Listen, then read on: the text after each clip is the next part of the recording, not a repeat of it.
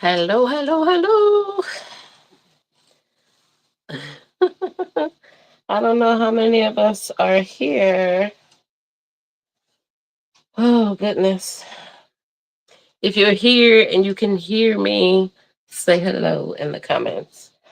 Welcome back. Oh, nobody's here right now. I see it. It's been so long since I've done a live. I think since New Year's. I think that's the last time I did a live. Oh, so much is going on. So much is going on. I wanted to check on something. I think it was, yeah, it definitely was this year. So I'm gonna start on a little bit of a somber side. So um that I know of, we lost two TTC sisters. Um One is Miss Denise. If you've seen her, she didn't have a channel herself. But she subscribed here on YouTube, and her YouTube handle was Mommy, aka Denise. I miss you. I love you. My heart goes out to your babies. Denise and I were pregnant at the same time, and I'm trying to get to my Facebook. Uh, um, she passed away in March from a battle with breast cancer. She was an IVF mom, and then I can't get into my Facebook right now. I don't know what's happening. My tablet. I never get on Facebook with this tablet. Um, at any rate, I'm starting to feel super emotional. It's been a rough year, y'all. It's been a rough year. Um, I'm not prepared. Arlette went live earlier today. The call was made for me to go live. So I am trying my best to fulfill that. And I'm a little rusty. I'm going to say I'm a little rusty. I thought I was prepared. I was good and prepared. Oh, okay. Apparently my Facebook on this tablet needs an update. All right. So that's Denise. She and I, like I said, she and I were pregnant at the same time. She's an IVF mom. She has older children, but she went on the journey to become a mom again. After she gave birth to the little boy that she was pregnant with me, she had yet another baby. And shortly after giving birth to that baby, another boy, she was diagnosed with breast cancer. So I think she fought this battle 3 4 years, something like that. And she lost that battle in March. um there was another TTC sister who also passed away in March. That's two within a month. My brain, oh Lord, please don't blame it on my heart. Blame it on my brain. This mommy brain. We've been sick this week. Um and so my brain is a little foggy. I'm still not 100%. I don't think exactly he isn't 100%. Um for some reason, why is this not working?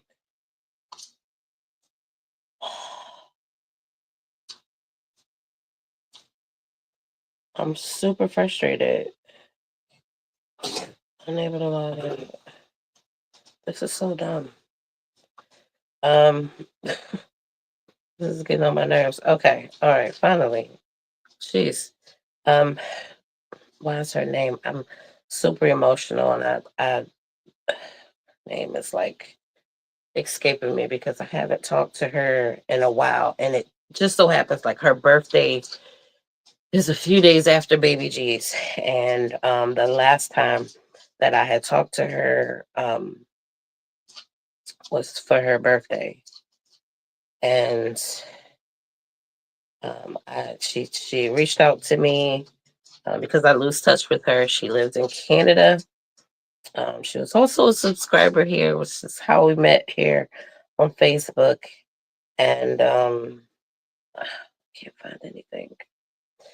And she also was diagnosed with breast cancer shortly after she gave birth to her little girl. We were also pregnant at the same time. I never got to meet her in person. Denise, I was able to meet a few times in person. She lived in New Jersey. She was present at my baby shower in Philly. I never got to meet the second sister. I'm sorry. I'm like so unprepared right now. Give me a minute. And I'm upset that I'm upset that uh her name is escaping me right now. And I'm horrible with names. I'm absolutely horrible with names. It's really upsetting me that I cannot think of her name right now, and that's a shame. I'm kicking myself right now that I can't think of her name. I'm embarrassed actually, and I can't even. Oh, I'm so frazzled. I don't even know what the heck I'm doing, which is crazy work right now. No, that's not what I want. It's crazy work, crazy work. Give me a minute, y'all, because I'm thinking about our sisters, and I'm frazzled, incredibly frazzled right now. Um, why can I not? I'm wondering if something happened to her page that I could not find her right now. I don't want this. I don't want to be bothered with this. Man, I don't even.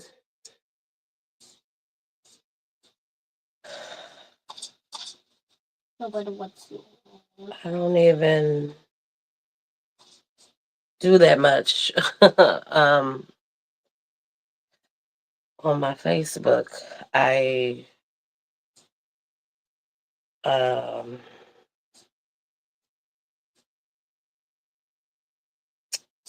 why can I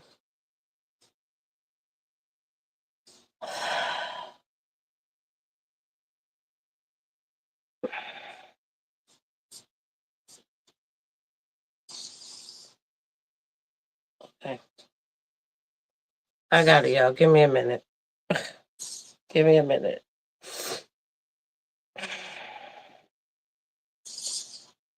Oh my God. You're gonna put that.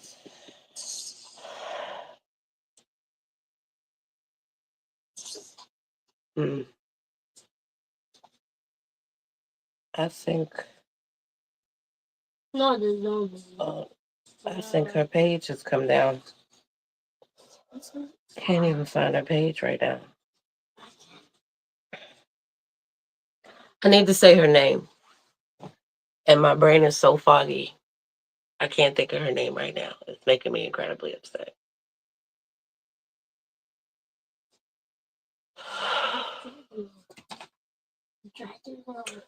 Um, give me a minute. Let me. I'll find. I know I can find it in my phone. Do not end the stream. Give me a second. I might lose y'all for a minute. But I will. I will come back. I might lose you for a minute. Give me a second.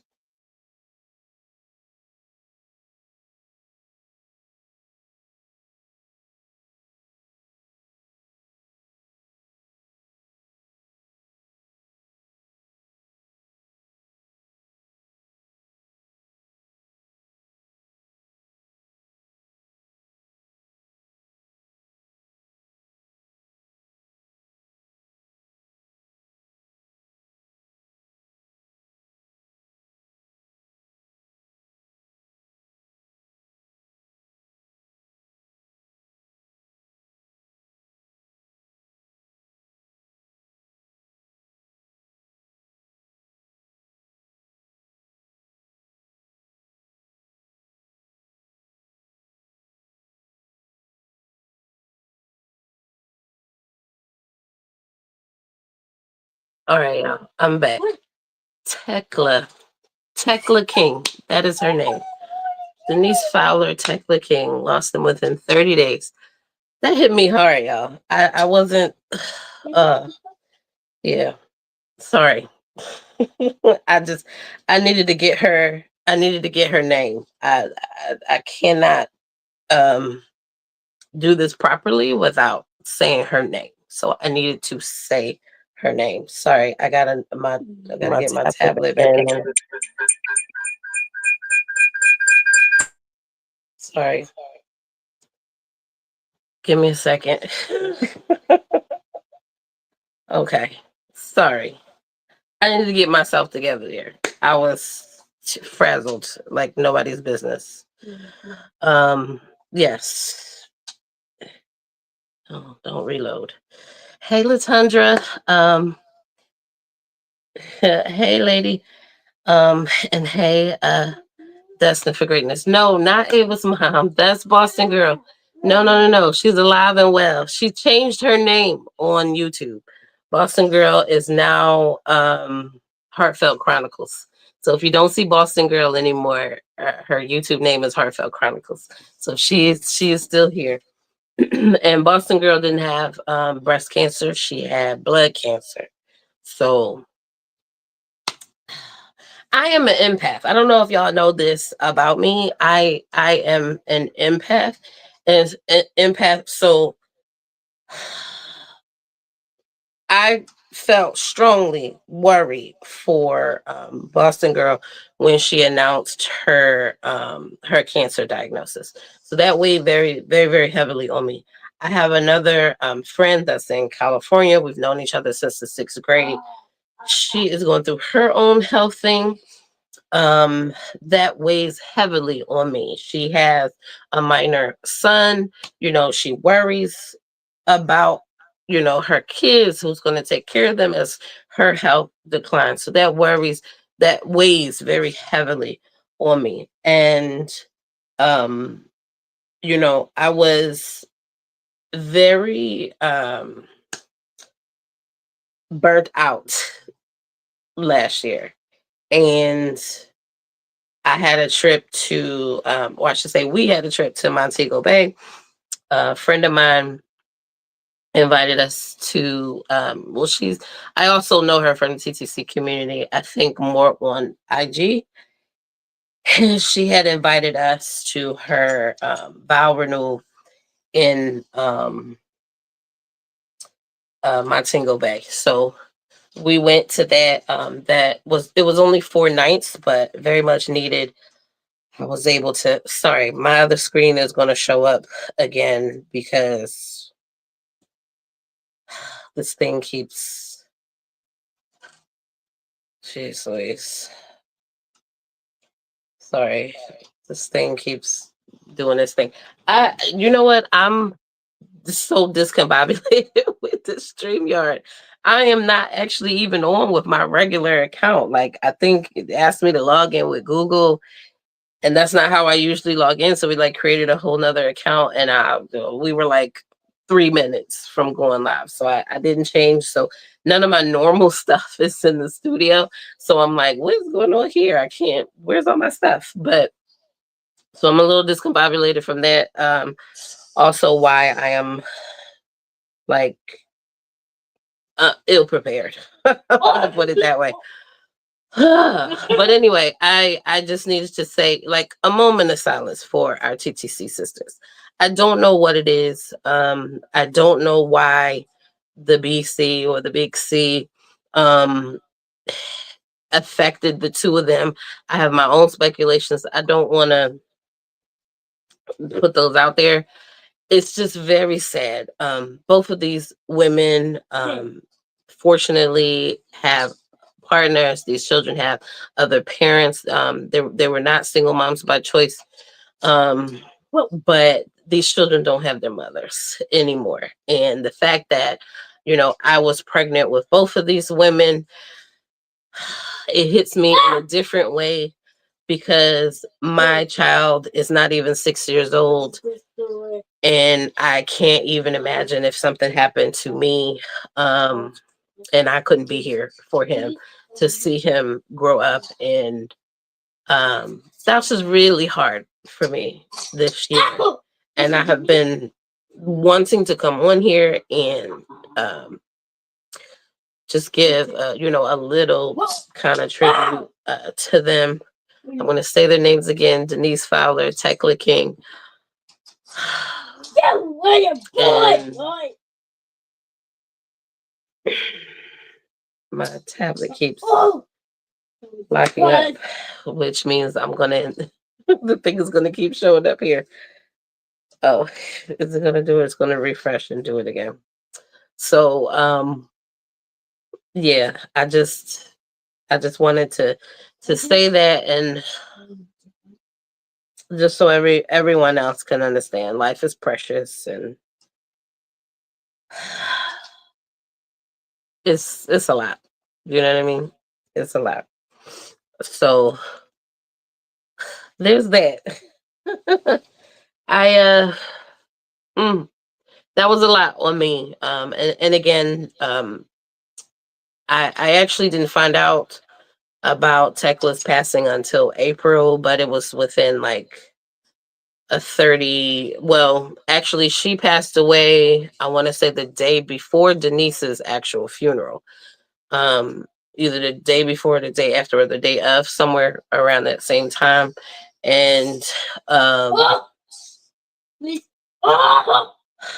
it was still within 30 days for me, and that was a lot. Excuse me. He's down here playing the game. He doesn't know how to use his inside voice. I need you to use your inside voice, sir. And yeah, I was just beside myself for some time during that. So yeah, that was rough. So rest in paradise to both of those ladies, both beautiful Black women, young, you know what I mean? Barely 50, leaving behind young children. So this, you know what? Usually I'm doing this with my tablet, and I don't have, not my tablet, my computer, and I don't have this problem, but this was an impromptu setup, y'all. So bear with me, please. Bear with me. uh, Thanks. My brain, come on, brain, work with me. That's not where I want to be. I don't know what I'm doing here. I never do this on my tablet, so I don't even know what I'm doing. But was I talking about Ava's mama? No, not Ava's mama. Not I don't even, what, Destined for Greatness. No, not Boston Girl. Boston Girl, her YouTube name has changed to Heartfelt Chronicles. So if you see Heartfelt Chronicles, that is Boston Girl. Okay, so you've been following her. But no, Ava's mama, she's fine. She's fine. She's posting. She, as far as I know, is in remission. So she's doing well, thank God. We'll keep praying for the ones we know to keep to definitely keep praying for. Not much we can do for the sisters we've lost, but Boston Girl is still here, or Heartfelt Chronicles. So she is still posting on YouTube, and she's still posting on Instagram. I don't know if she's changed her name on Instagram. She may have also changed her name on Instagram to Heartfelt Chronicles as well. I have been extremely busy. So that was March. At the end of April, a long waited appointment for baby G to get his behavior evaluated. He has officially been diagnosed with ADHD combined. So I don't have any particular feelings about his diagnosis. Me personally, I believe I'm probably undiagnosed ADHD. So I don't have any feelings about the diagnosis itself. For the most part, things are managed. I think for me, the hardest part for me is that he will now go through life with this label on him. I didn't have to worry about a label, right? Whether I'm still not diagnosed ADHD. I do believe I have it. I've had some discussion with my primary care physician. She believes I probably have it as well. So I don't know. I think the ADHD in me makes me really good at what I do. I multitask like a champ, all that great stuff. And I think the fact that I can focus on multiple things, or sort of jump and brain switches quickly on multiple things, is attributed to the ADHD that I probably have. I've been learning a lot about it and how it shows up differently in females versus males. Like for kids, with males, it shows up as like hyperactivity. They're just all over the place. They're climbing everything, all of that great stuff. But in females, it might show up as being too talkative and all of that great stuff. Now, y'all know I can talk, right? And when I was in elementary school, it's the one thing that I got in trouble for all the time. That and chewing gum. It was talking to my neighbor, usually because my work was done before everybody else. I was a disturbance to everybody who still needed time to work on their things. And so, back then in the 80s, I guess it wasn't a thing. We weren't testing for it. Nobody had a name for it. We were disciplined how we were disciplined, and all of that. So I'm just educating myself, giving myself tools for how to manage him, how to parent him differently than how I was parented. And it might not make sense to the people that, in my family and how we grew up, like how I discipline or how I parent him versus how I was parented, or just for other people in general who are around our age range who have been parented a certain way. And the reality is, even in talking to other mothers who have children with similar diagnosis, um, you just can't, like, whoopings don't work on these children, right? Like you can whoop them all day, it just doesn't work. They just have, like, everything that frustrates me the most about baby G and his behavior boils down to his diagnosis. It's been there pretty much from the time that he was born. Everything that this diagnosis leads to. So it's like, sometimes I wonder, like, why don't you get it? Why don't you get it? But now I know why he doesn't get it. He has an inability to control his impulses. Um and his triggers are like highly emotional. So when he gets in an emotional state, that's when he's like super, super triggered. And it's better. It's a lot better than when they first showed up strong.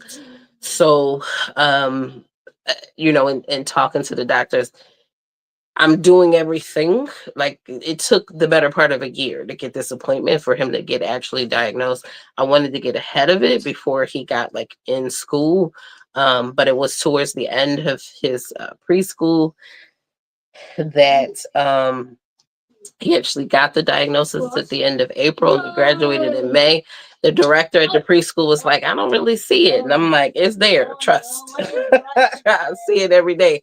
You may not see it every day. You may see glimpses of it, but I see it every day. It's definitely there.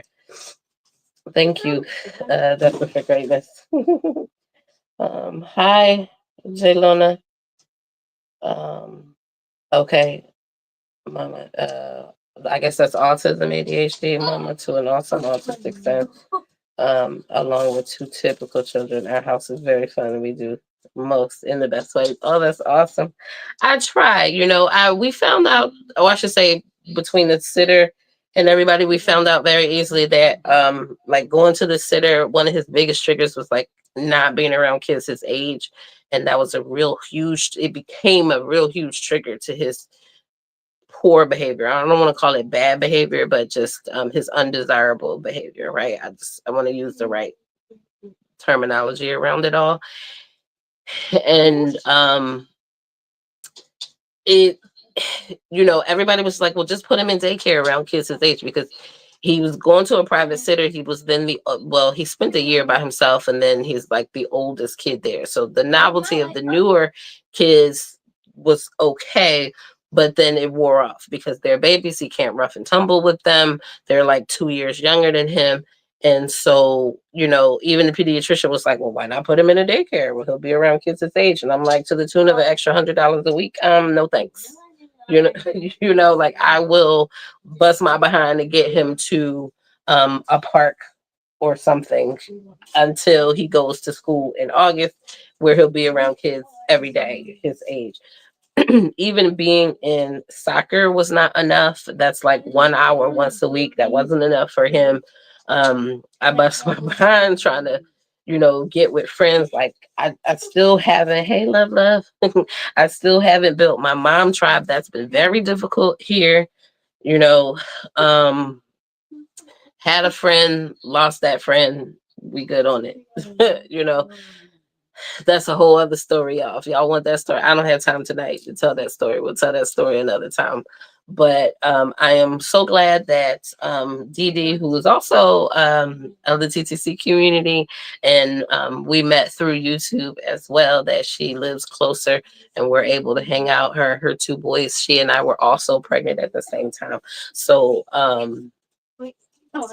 so we actually just hung out on Saturday. So hanging out with her boys has really, really helped. Like, his behavior just turned bad. It just seemed like somebody flipped a switch and he was just a different kid. It was very scary.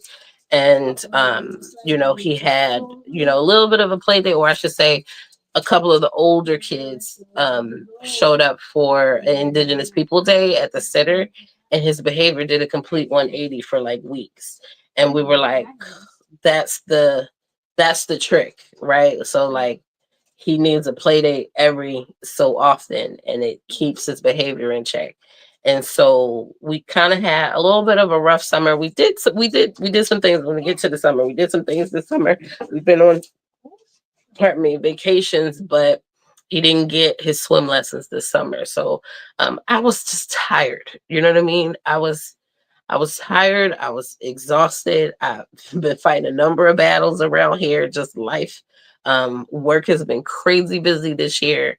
And people on my team have been out. We've got one guy that went on paternity leave, another guy that got married. He was out for like a whole month. Our team is really small. So I got my own like big customers, and I'm like covering their big customers. And it's just a lot. I had a go live. I didn't sleep for 3 days. Like I was up for 3 days straight trying to get that go live done. It's been a rough year. You hear me? And just running around appointments for him, running around appointments for me. Here we go with the second thing. Just ignore that. I'm gonna work out the screen, but what a mess. So just it's just been a lot. I feel like I'm all over the place, but it's just been a lot. It really has. And so it's yeah, we just figured out that the play date. So like he started kindergarten this year. So he had preschool last year. He started he graduated preschool in May, towards the end of May. The weekend before, or I should say the week before graduation, he managed to contract hand, foot, mouth disease. Okay. I don't have any experience with hand, foot, mouth disease, but what I know, crazy, crazy, crazy contagious. Okay. So I'm gonna say he did he have a fever? What was it? I think I think he had a fever um right before, and then he got over the fever, but then he started to break out. It's like his eczema like was like super triggered. I figured because of the fever might have threw out his eczema. Then he started like over the weekend, like that Sunday, started getting like bumps like around his mouth. He had bumps like in his inner elbows, right? But this area here is like his typical eczema spot. So it just attacked this area and the inner side here, like on both arms. Those are like super spots for his eczema. So that's where it went first. So I'm just thinking his eczema is triggered probably because he had a fever, whatever he's fighting, it's triggered his eczema. I'm putting medicine on it and all of that. Seemed to be getting better. You know, bumps were like scabbing over or whatever. But then he started like scratching. I noticed he did have like some red bumps in like the palms of his hands or like on his fingers, and he started scratching like his toes, and it wasn't like all over his feet or whatever, but was kind of getting there. And again, I don't have any experience with hand, foot, mouth, but I'm just like, I remember Arlette had said in one of her videos that they had it and that she had it, but she didn't really like go into like the details. And so again, I just never experienced. I just know it's crazy contagious. And so I'm just thinking it's just as eczema, what have you. And then everything started scabbing over. And then I went to take him to school on Monday. He didn't have a fever, right? Fever was gone. And he was scabbing over. And I went to take him to school. And I was trying to prep him because the scabbing was very noticeable. Not on his face, but it was very noticeable on his arms because he was scratching them. And I just said, if anybody asks you, you know, about your arms, you just tell them I just have eczema, you know, so he wouldn't be incredibly embarrassed. Well, he went into the classroom, and I mean, I guess it started immediately. Even the teachers were like, "What's going on?" But I sent him into the classroom, and I started talking to the director. So the director was just like, "Okay, well, you sure it's not hand, foot, mouth?" And I'm like, "I don't even know what that looks like." And she's like, "I don't know what it looks like either." But I guess it triggered hand, foot, mouth to her. And that wasn't the first time I heard it that weekend. Another friend of mine had mentioned maybe hand, foot, mouth, and I was like, "Nah, I think it's just his eczema or whatever." And she's like, okay. So so she was looking up the hand, foot, mouth. In the meantime, he's in the classroom. And then when she pulled up the pictures of the hand, foot, mouth, I was just like, I don't know, kind of look like the same. Maybe I should pull him out of there and, you know, check just to make sure. And she's like, yeah, yeah. And so I was like, okay.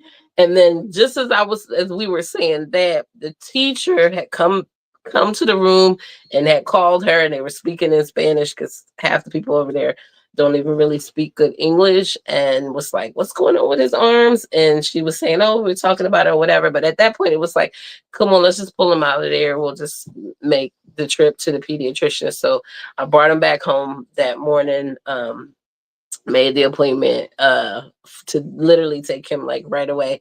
Got him into the pediatrician. They said, yep, hand, foot, mouth. I said, no. And only because the boy had been in my mouth. He'd been kissing me all in the mouth all weekend long. So now I'm not so worried about him because he's fine. He had no involvement inside his mouth, which the pediatrician explained to me is where it gets bad because that gets painful and they don't want to eat or drink. They end up dehydrated and they end up in the hospital behind that. He didn't have any involvement inside his mouth. It was all like on his arms. He had it in some other places in his body, hands and feet, right? And so I'm worried about me, like, you know, I can get it. I know that I can get it. Am I gonna get it? The boy's been, kissing me all in my face, you know, all weekend. I did not get it at all. And thank God, because let me tell you, that was May. He still suffered from effects from hand, foot, mouth. I don't know what y'all know about hand, foot, mouth, but you got the bump stage where it's like the most contagious, then all of that dries up, the fever goes away, all of that great stuff. But from what I read, it lingers in the system. But even when I read, they didn't really say, what the after effects look like. And everything started peeling. His hands, the bottom of his feet. I mean, he peeled like a snake. His skin would just bubble up and peel. And now here it is, weeks later. That was end of May. It is now August. I want to say in July, his fingernails and toenails started to like die at the nail beds, lift up and fall off. Okay. And I was just like, what is going on with your nails? Like, why do your nails look like that? And I had to consult Dr. Google, and come to find out, people were complaining, grown people, adults, 7, 8 weeks post hand, foot, mouth, nails dying and falling off, toes and fingers. I'm just like, so he is still suffering from that all this time later. So I'm telling y'all, these kids, these kids is all I can say. Just a mess. Um, Let me see. I'm trying to see y'all comments. Y'all not commenting. I know y'all in here. But yeah, so that was May. And then he had his graduation. Everything was great. He Cause we went to the pediatrician. I said, okay, he's got hand, foot, mouth. What does that mean for his graduation on Thursday? So basically she cleared him to come back to school on Thursday. He was okay for graduation. He didn't have a fever since like early Sunday morning. And so she said, yeah, by Thursday he'll be fine. And I'm like, well, where did he get it? How did he get it? Oh, he got it from school. And I'm like, well, nobody else in school is sick. And she said they will be. And I'm like, don't say that. I was like, it's just going to look like he brought it. So where did he get it from? Is it possible he picked it up like from an amusement park or what have you? And hey Natasha. And she said no, he got it from school. Maybe they'll clean better or whatever. And it's not the I am very happy with the preschool. They clean all the time. I don't think it's that. I just think my kid is baby G is like super, super social. He is not afraid to um hug on other kids and be all in their faces. He is a space invader, you know what I mean? So I don't think it's like a cleanliness problem. I think another kid maybe had it and he was just all up in their face, one of his friends, and that's how he got it, right? Because he had come home one time and mentioned one of the kids in there that his face was peeling. And I was just like, that's probably the kid that he got the hand, foot, mouth from. So again, growing up, this is a new disease, right? I don't even know when this disease like jumped onto the scene, because I don't recall any of this. And all my little nieces and nephews, I've seen all kinds of things, like respiratory things, like croup and all of that. That's also highly contagious. And never heard of this like hand, foot, mouth, just kind of in passing. I was here like hearing a little bit of it here, a little bit of it there, but never really experienced it. Let me tell you, we running the gambit. Okay, this kid is picking up every single germ there is to pick up out there. Okay. So his immune system is getting a boost. My immune system is getting a boost because I'm sick, because he's sick. He missed a day of school last week. I missed 2 days of work. I took 2 days of work off. I don't, my one girlfriend was like, I'm proud of you for taking off, but I'm also a little worried because you never take time off of work. And usually I would have worked through it, but I wasn't feeling hot, and he was home. I didn't want to be bothered. Again, I'm kind of like in burnout mode, so I'm not really caring to do much work these days. So like, let me just stay home and rest. But then I really didn't get any rest while he was home, because he was home from a mild fever that he didn't even need meds to break, and was just himself all day long. Meanwhile, I just wanted to sleep and couldn't. So when he went back to school the next day, since his fever broke. I took a second day off, but I still worked half that day that I took off. So it's like, did I really take the day off? And so, and then the weekend wasn't as restful as I wanted it, but because he had a rough week at school, he had a good behavior day on the Monday. He was out of school the Tuesday. He had a good behavior day on Wednesday. Thursday and Friday was just horrible. And I'm like, he's overdue for a play date. So I definitely needed to get him to a play date, which is what I tried to do on Saturday. So no rest for the weary over here, right? No rest for the weary. But that's him getting sick and all of that. We did go to my aunt. So May was the graduation. So we had hand, foot, mouth. May was the graduation. June, my aunt had invited us to Myrtle Beach. My tablet keeps closing. I'm using the tablet so I can see your comments. I'm filming myself with the phone, but I can't see the comments. Inside voice. Inside voice. I can't see the comments on the phone. It's too small. So I gotta catch the comments over here. So anyway, yeah, so we drove to Myrtle Beach from here. First long car, what do you call them? Road trip. This the brain, y'all, my brain. That's because I'm like super foggy from still being sick. So his first road trip, I mean, he's gone as far as like 2.5 hours away, but this was going to be like an 8-9 hour car ride, right? And so he did extremely well. I didn't leave when I wanted to leave, like first thing in the morning. I left 6 hours later. Why? Because the day before we left, my washing machine broke down, which leads to the other battle that I have had this year, y'all. I could write a book. My girlfriend told me I was writing a Disney movie. Okay, so let me get into this. So the washing machine broke down um, the day before, and so I just needed to wash 2 loads of clothes. One was just to make sure he had his uniform for when we came back, so I didn't have to rush to do that. The other one I actually needed to pack. The place that we were staying, I wasn't sure if there was going to be a washer dryer. If I knew there was going to be a washer dryer, I just would have took all the dirty clothes with me. But it had said when I looked it up that there wasn't a washer dryer in the room, so I was like scrambling to get these clothes washed. Now, my neighbor, my next door neighbor, we're cool with them. They were nice enough to let me use their washer. I could still use my dryer. Okay, fine. Now the washer was broke. Now, by broke, I mean I put clothes in the washer. It was spewing water out the back of the machine. Okay. Now I pulled the machine out from the wall. I looked to see if one of the hoses were loose. None of the hoses were loose.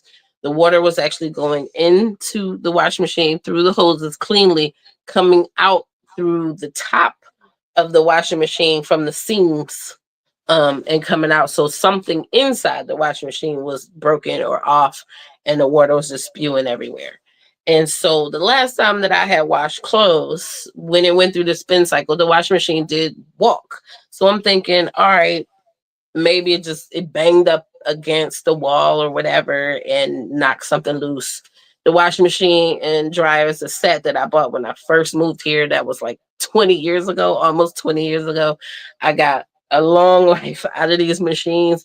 And so I'm just like, I'm not going to worry about trying to get it fixed. I'll just get a new one. But right now, I need to get on this trip. Right. So that's just one thing that happened, y'all. When I tell you the devil, y'all know how I always say the devil come for me in my pocketbook, right? So here I got this busted washer. Eventually, I'm going to have to buy a new one. That's one thing in my pocketbook. Now we're going on this road trip, right? Let's talk about my car. You know that car I had posted the video, like, yeah, I got a new car. Okay. I've had the car almost 5 years, okay? I've been driving on the same tires since then. The car is used, it's a 4-year-old car. The tires that I bought the car were not the factory tires, right? But I don't know how long those tires were on the car before I purchased it, right?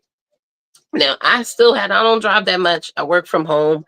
The city was relatively close. Preschool is literally across the street. We could walk 5 minutes door to door, right? And so there's tread on the tires. And I could have made it to Myrtle Beach, which is about 7.5 hours away, roughly 600 some odd miles, right? Could have made it to Myrtle Beach and back. However, the wheels are kind of in the life, right? Your wheels last about 5 years, okay? And so that's a long way to go on some old tires, whether they got tread on them or not. So what I wanted to do, I was debating whether I was gonna get new tires or not. So I'm debating. So I took baby G, so this was like a Monday, maybe 3 weeks before the Myrtle Beach trip. Took him to school across the street, came home, got out on my driver's side, noticed a roof nail sticking out of my tire. And I'm like, crap, in the front driver's side tire. Now, it's actually on the edge where the tread meets the wall of the tire, like right here on the edge. It wasn't completely in the tire, it was kind of hanging out. I could still see, a little bit of the stem. And I was like, that is not a place that can get patched. That is definitely a tire replacement. Now, if I'm thinking about what's happening with my tires, I already have one tire that I plugged shortly after I purchased the car. So I already know that that plug is there. You're not really supposed to drive on plugs for very long, but this plug has lasted me almost 5 years, with no problems. Then I have another tire, that's not the plug tire, that seemed to be losing pressure. It was always staying like 2 units below all the other tires. I don't know if that's the sensor or if it was the tire. Tire wasn't going flat. It wasn't like a slow leak. It would just kind of stay, 2 pounds lower than the other tires. So I'm like, I don't know. That tire's a little funky. Now a third tire has got this roof nail sticking out of it. Now, follow me on this journey, y'all. So I go in the house. Fortunately, I'm home. No problem. I got AAA. No problem. I got a spare in the back of the car. Okay, cool. Go in the house, get on the AAA app, try to get some roadside assistance for them to come put the spare on so that I can drive around on the spare until I can go get the tires replaced. Well, this has never happened ever with AAA emergency road service, but it asked me if I have valid registration for some reason. And truth be told, I didn't. Okay. Your sisters was riding dirty. Okay. Again. Now my registration expired on my birthday. That was April. It's now June. So no, I don't have valid registration. So they weren't gonna let me make the roadside assistance unless I have valid registration. So I just said yes. Now I didn't want to lie. I guess it was a lie at the time that I said yes, but just in case, I went online, got my registration roundup. Now, spoiler alert, the blessing was I was getting on a road trip. I shouldn't be on a road trip going state to state without a valid registration, right? So at some point I needed to do that anyway, but this is how the Lord works. So the Lord got me to do that, so I wasn't scrambling to do that before going on the trip. So put in for my registration. Now I have never ever had a AAA driver ask me for my registration when they were doing something with the car. So I don't know what's going on with the app, or maybe that was the good Lord saying, girl, get your registration to date before you get on this road. Okay. So got my registration. Okay, fine. That cost me some money. Okay. The devil in my pocket too. So the AAA guy comes. He looks at it because I never took the nail out the tire. The tire never went flat. And I was home. I didn't have anywhere else to go except, and even if I had to pick up baby G, he was just across the street, right? No big deal. So I could walk to go get him basically. So he came and he was like, I don't think the nail is really in the tire. And I was like, you don't think so? He said, no, he yoinks it right on out. The tire doesn't go flat. It's not whistling, nothing. And he was like, excuse me. He took some spit, put it on the hole. There were no bubbles. Like, he was like, yeah, I think it's just in the tread. Like, it wasn't like in the tire. And I was like, Okay, so immediately I'm thinking I don't wasted a call with AAA, and then I got this registration for no good reason, but always for a good reason, right? So I was just like, all right, well, crisis averted. But I was still a little skeptical about it, and so I was watching the tire pressure. Wheel never went flat, never lost pressure. But again, it made me skeptical about driving so far on the tires. So now at this point, it's like I'm definitely getting new tires. I already knew the tires were going to cost me close to $1,000. Um, Fortunately, my friend was able to find me some with a Sam's Club membership. I was able to get out the door for under $1,000 on the tires. Great, because when I got the first nail in the tire for the tire that I had plugged, good Firestone was quoting me $250 for the tire, not even the installation, just for the tires. So I knew four tires was instantly $100, $1,000. So I already knew, and probably more than that since it's been a few years. So all right, that crisis is averted. All right, we found the tires. All right, cool. Got the Sam's Club. All right. So make the appointment to Sam's Club to get the tires done. That was on a Saturday. Call myself rested so much I missed the appointment on Saturday. Okay. This is what 2 weeks, the week before. This was the weekend before. Let me see. Yeah, this is like the weekend before I was supposed to be leaving on the trip. So called them up again, got another appointment for Sunday. The lady told me 1 o'clock. Okay. I even texted to another friend of mine. All right, I was able to reschedule it for 1 o'clock tomorrow. We get to Sam's Club. It's 1 o'clock. The guy's like, I don't see your appointment here. I'm like, what you mean you don't see my appointment here? She told me it was 1 o'clock. He said he showed me the Jaden. He showed me the screen. And he was like, see, you're not here at 1 o'clock. I was like, well, there's my name right there. And he said, well, that was for 12 o'clock. I was like, are you kidding me? I said, she must be in a different time zone. He said, yeah, they are in a different time zone when you talk to them on the phone. I'm like, okay. And he's like, look, we got a 1 o'clock appointment, but we can fit you in. It's just going to take a little bit longer. Okay, cool. No problem. We're at Sam's Club. We got us some pizza, got us some icy, sat down, sat there for what, an hour? I think an hour and a half, maybe an hour. And he came out. He said, "Well, actually, would they ask me if I had wheel locks on the vehicle? I know that I have wheel locks on the vehicle. I know that I have a key in the vehicle. I couldn't find it. I was looking for it. I couldn't find it. But I'm like, it's in the vehicle somewhere. They'll find it, right?" Hey, Miss Lex Lex. Hey, babe. I came to clear the air. No, no, no, no, no. I'll talk about that in a minute. Um, so I I said, I don't know, probably, right? But I do know that there's wheel locks on the car. So I sat out there for an hour. The guy came out, he had a wheel lock key in his hand. He said, look, you got wheel locks on your car. And I said, yeah. He said, yeah, we found this key. And I said, oh, good, yeah. And he was like, yeah, don't match the wheels on your vehicle. I was like, you're kidding me. He said, you have another wheel lock? I'm like, no. But I am not surprised that this is what happened, because when I purchased the vehicle, we got to go all the way back to when I purchased the vehicle. When I was looking at the vehicle, again, it's a used vehicle. There were two things that I asked for from that dealership. Then the whole sale was shady.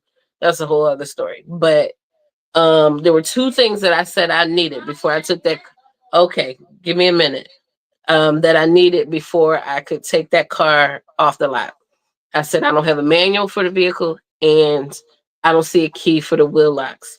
So the guy that sold me the car said the manual would come in the mail. It never did. He said, "Oh, don't worry, I'll get you a wheel lock key." So the day I picked the car up, because I filled out all the paperwork before I picked up the car. So the day I picked the car up, he had me meet him. Did he have me meet him? or did I take the car and come back? I don't even remember. But either way, I said I never got the key for the wheel locks. And he was like, um, meet me around the corner. Like, yes, the Lexus. He said, meet me around the corner. And I'm like, why meet you around like off the lot? I don't even understand why this is happening. Like he wants to hand me a wheel lock like a street pharmacy deal. Okay. So okay. I'm looking at him like, okay, I'll drive around the corner, and then he like runs around. And then he's like looking around as if there's cameras watching him while he's reaching in the cargo area, and he drops the wheel lock key.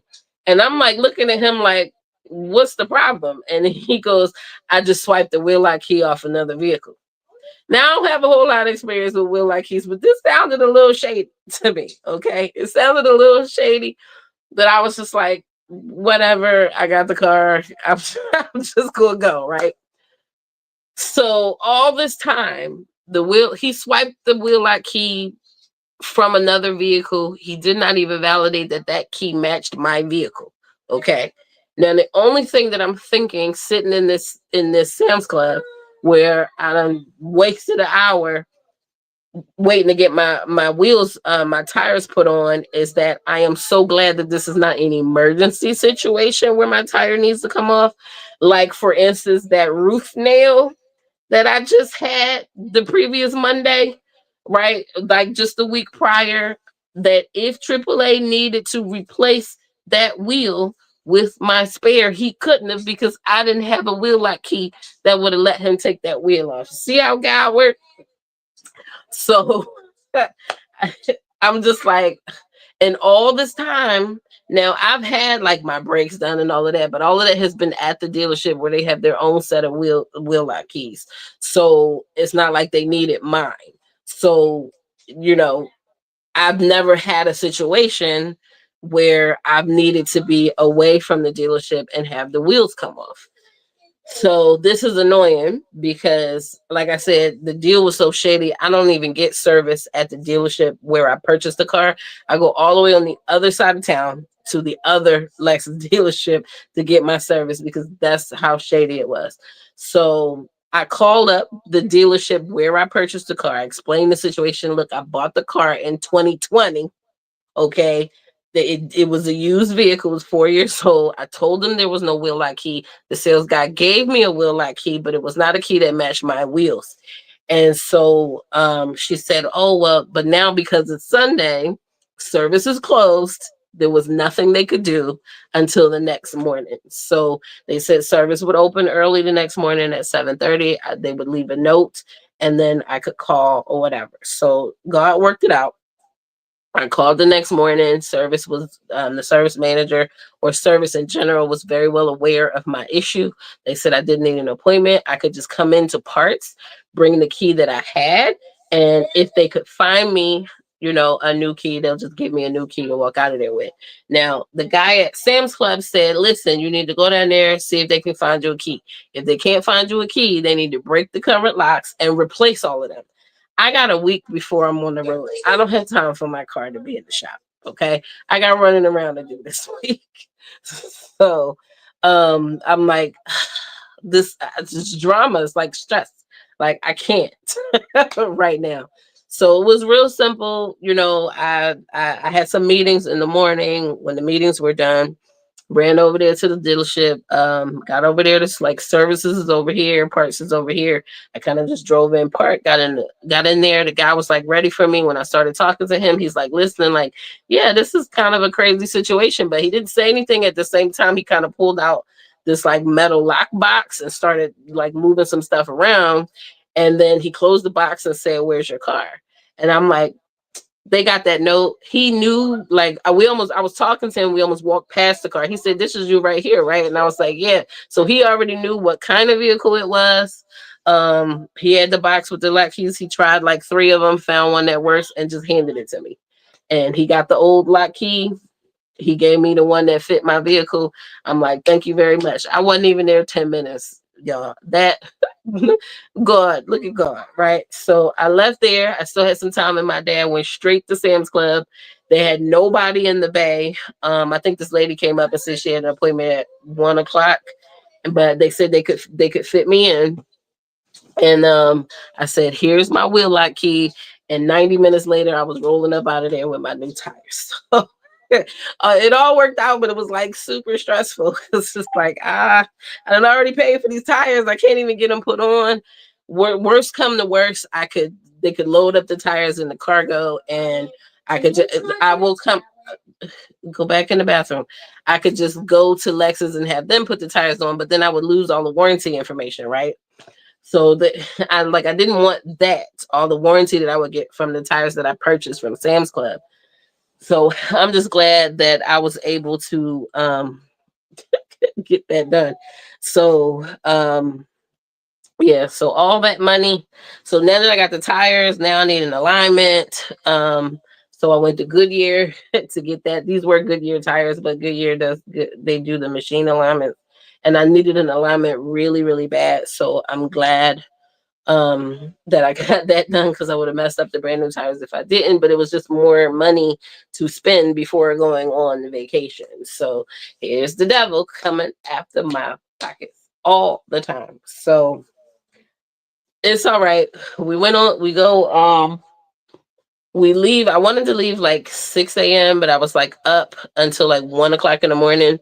And because it was a long drive, I didn't want to be tired. I was working and stuff like that, and then just trying to get everything done, washing the clothes and stuff. So it was better that I was rested than we leave at 1 o'clock. So by the time we left, it was probably more like noon. So left about 6 hours later than I wanted to leave. We got there probably about 9. So we stopped only 3 times. I want to say about 2.5 hours in, because Baby G had to go to the bathroom. We stopped again about 5 hours in because I had to go to the bathroom. He also went to the bathroom again. And then we stopped one more time, which I knew we were going to stop one more time because we had about 3 hours to go. And I only had about 2 hours worth of gas. So we had to stop one more time for gasoline. And then Baby G had to go to the bathroom. Thank the Lord he has boy parts. And so he could just go in a bottle in the car. I could chuck the bottle and we could keep it moving. So that's how we handled that. And we got there before my aunt got there. They were coming from North Carolina, a much shorter trip, but they left later. And where did we drive to? Myrtle Beach. So Orlando to Myrtle Beach, South Carolina. So it took us about 9 hours with the stops. 9 hours, including all the stops, to get there door to door. So, and he did good, just 3 stops. I was worried because I don't like stopping a bunch of times. You know what I mean? I just like to get there. And so I forget where the first stop was, like just like a rest stop. We were in Georgia, I think. Then the second stop was at South Carolina Welcome Center. And then the third stop was like a gas station. Like the GPS put us on some back roads where there were very long strips with nothing, just trees and road.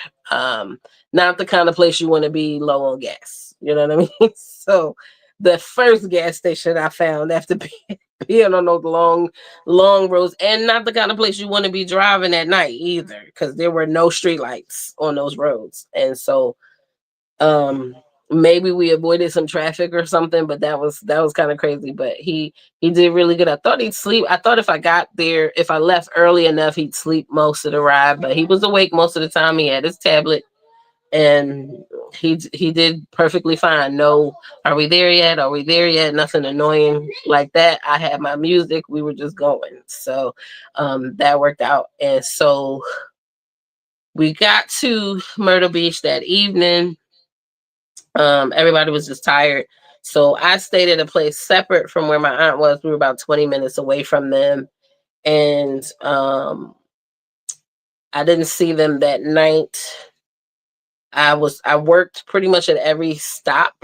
that we were at. I was like checking on work. Long story short, I worked up until Tuesday. It was like a Friday to Friday vacation. I worked up until Tuesday, but there was some family time kind of mixed in there. So I want to say I didn't go over there Friday. I worked most of the day. Saturday, I went over there in the evening and then hung out with them until probably like 2:30 in the morning, and then came back to our place.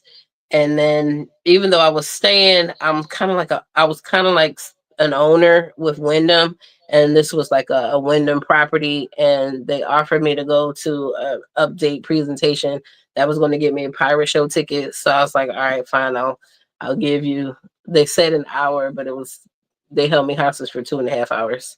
But so got up early that morning for the 9 o'clock presentation thing. And so I was kind of pissed off at Wyndham. So they weren't going to get no money for me, no more anyway. And so did that, got the show tickets, came out of there, and then I got into bed. So that was Saturday. And then Sunday, I think I was in the bed. No, I worked. I worked Sunday, all day Sunday. I didn't see any family. And then I worked most of the day Monday, just in time to go to the show with them. Was that Monday? Yeah.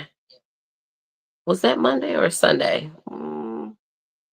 No, definitely Monday. So we went to the show, and then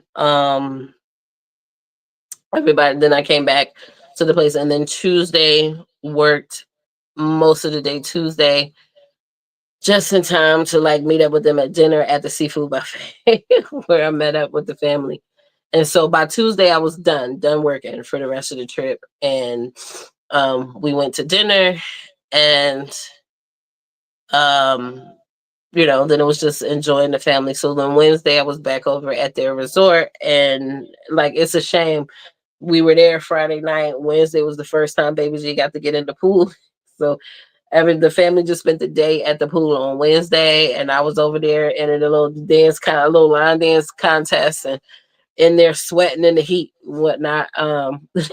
Won me a little award for the line dance. It was mostly kids up there. They were trying to get adults to come, but I was like, I like the line dance. I thought they were going to teach us some stuff. It was just kind of like we'll play little clips of different line dances, and so I was like, I'm with it. I just happen to know most of them. Some of them I didn't know, but most of them I knew, and so they gave me like a little trophy and a little bag with some candy or whatever. It was cute, but it was nice to be like, hey, I won the line dancing contest. So that was fun. It was a nice way to like actually officially start the vacation with no more work and all of that. And so that was cool. So that was Wednesday. Thursday was my auntie's actual anniversary, and so they kind of hung out by themselves.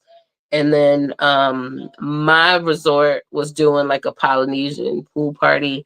And so we took that in on Thursday because most of my little cousins, my auntie's kids, they pretty much left, I think, on Wednesday, at some point on Wednesday. And so we were at that pool party.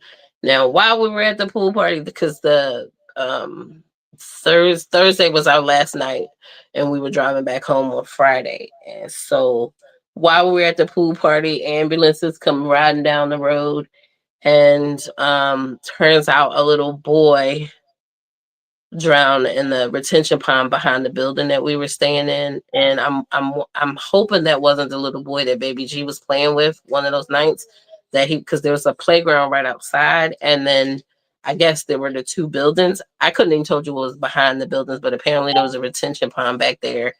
And I guess the little boy fell in, and they had drones and divers looking for him for like an hour. He wasn't pronounced when they pulled him from, but unfortunately, I think that family had to make a decision when he went to the hospital. And so when we came back from the party, there was like a chaplain out there, and there was another family on the stairs. That was, they were a black family. I'm like, I'm just being nosy. What happened? And they said, oh, the little boy, went in the retention pond. And I was like, oh, that's unfortunate. Like, they come on vacation, and this is what happens. It's just really sad. So, um, so it was marked with some tragedy. The little boy was somewhere between 4 and 5 years old, and the family was from Atlanta, and it's just really unfortunate. So, you never want something like that, but it's like you gotta teach these kids how to swim. Like just survival. Even if it's just a survival, gotta get these kids swimming because you just never know. These things happen so fast. And that family was saying, oh, because my original thought was, oh, he was unattended, right? But then I was like, you know what? It doesn't even have to be anybody's fault. Like when Baby G was like 3 and we were in Palm Springs and I had the extra latch on the hotel room. He pushed a chair up to the door so he could unlatch it to get out the door at 3 years old, you know? So it's like you do the best you can do in these vacation places, and the kids sometimes still get out.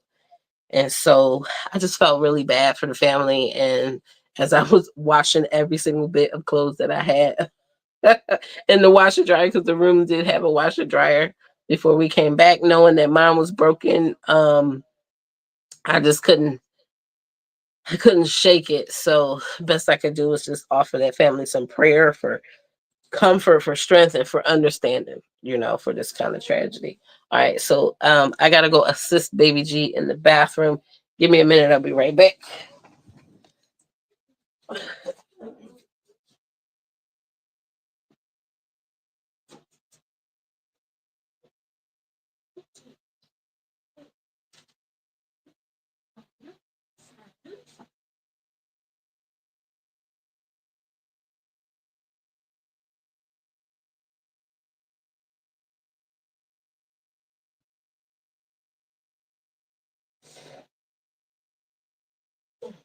All right.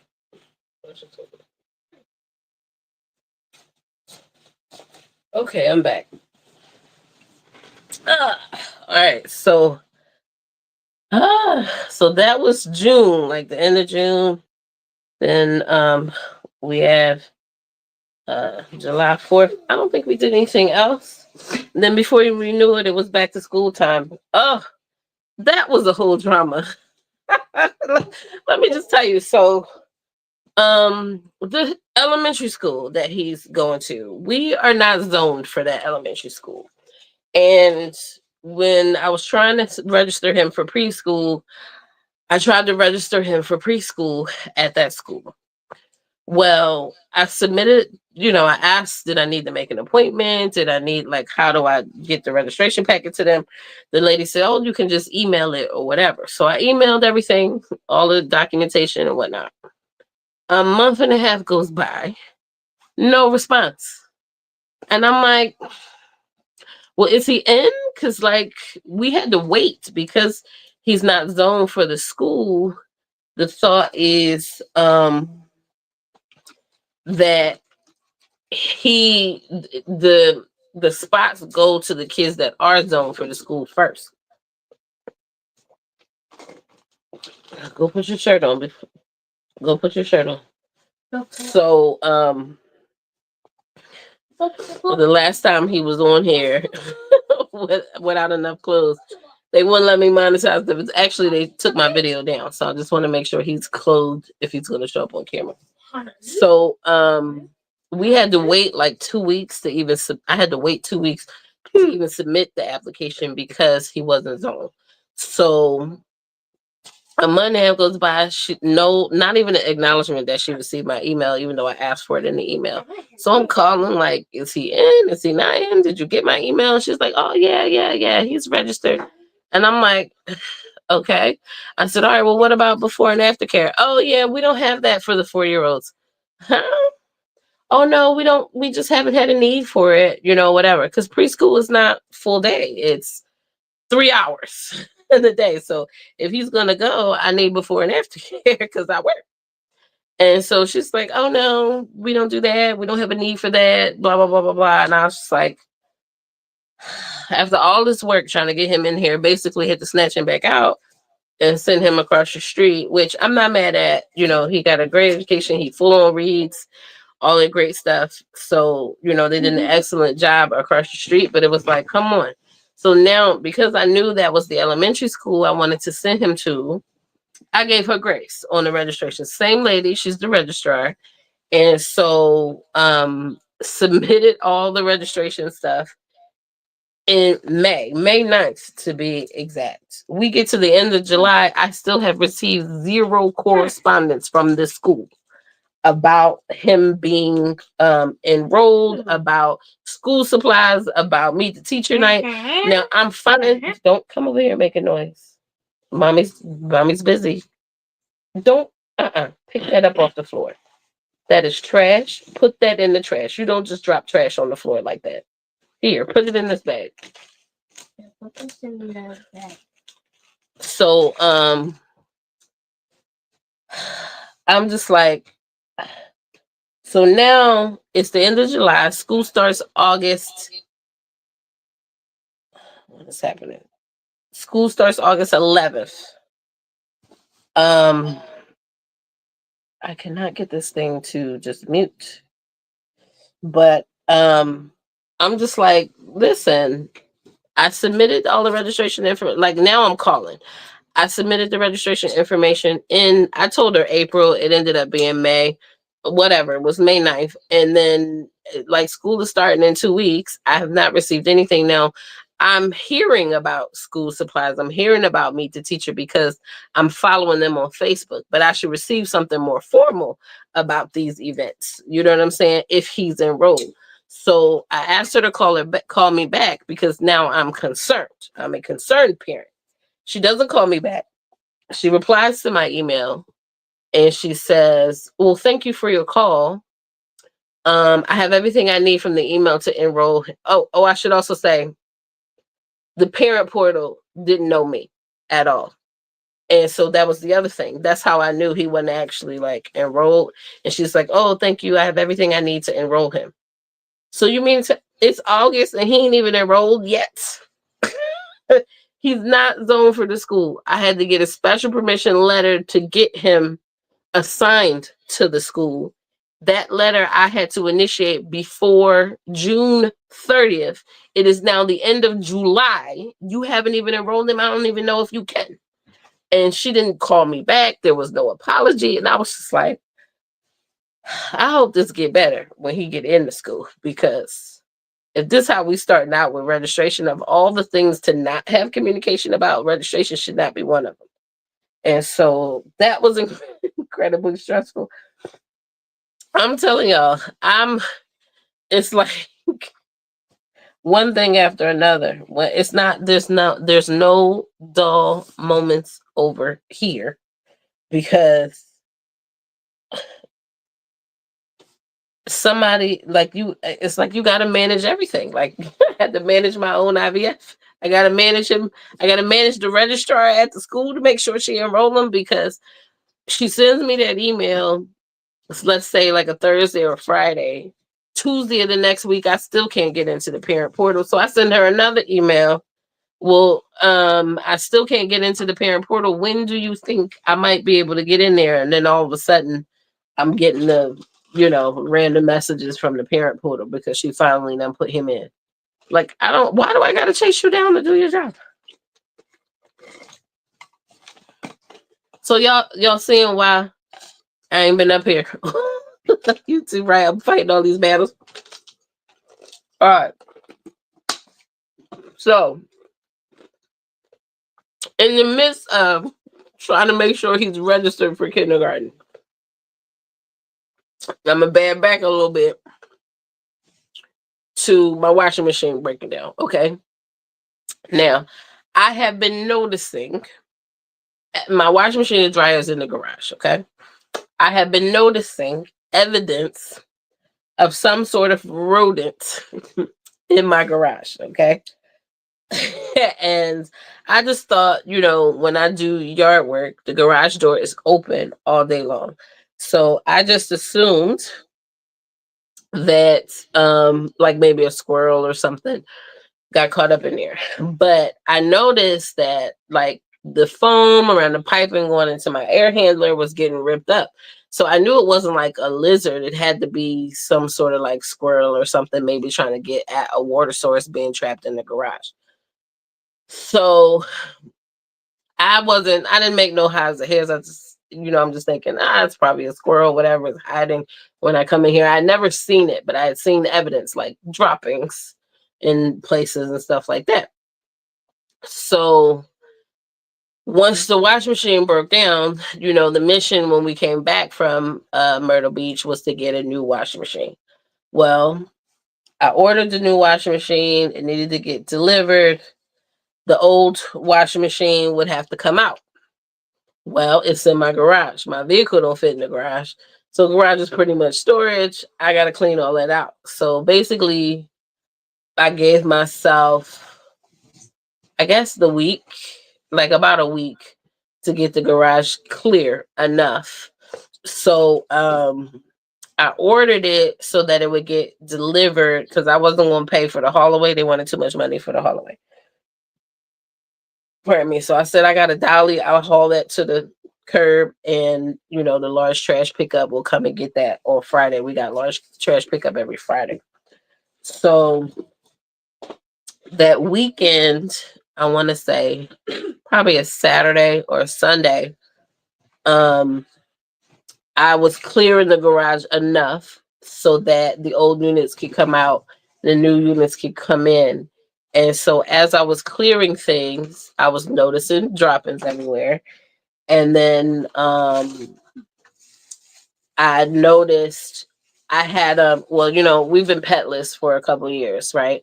But still had like 7 40-pound bags of cat litter in the garage. So the cat litter has holes in it. So something's been eating the litter. So I'm like, well, it's a perfect litter to eat. It's not a clay litter. This is like world's best cat litter. It's made out of corn. So instead of clay.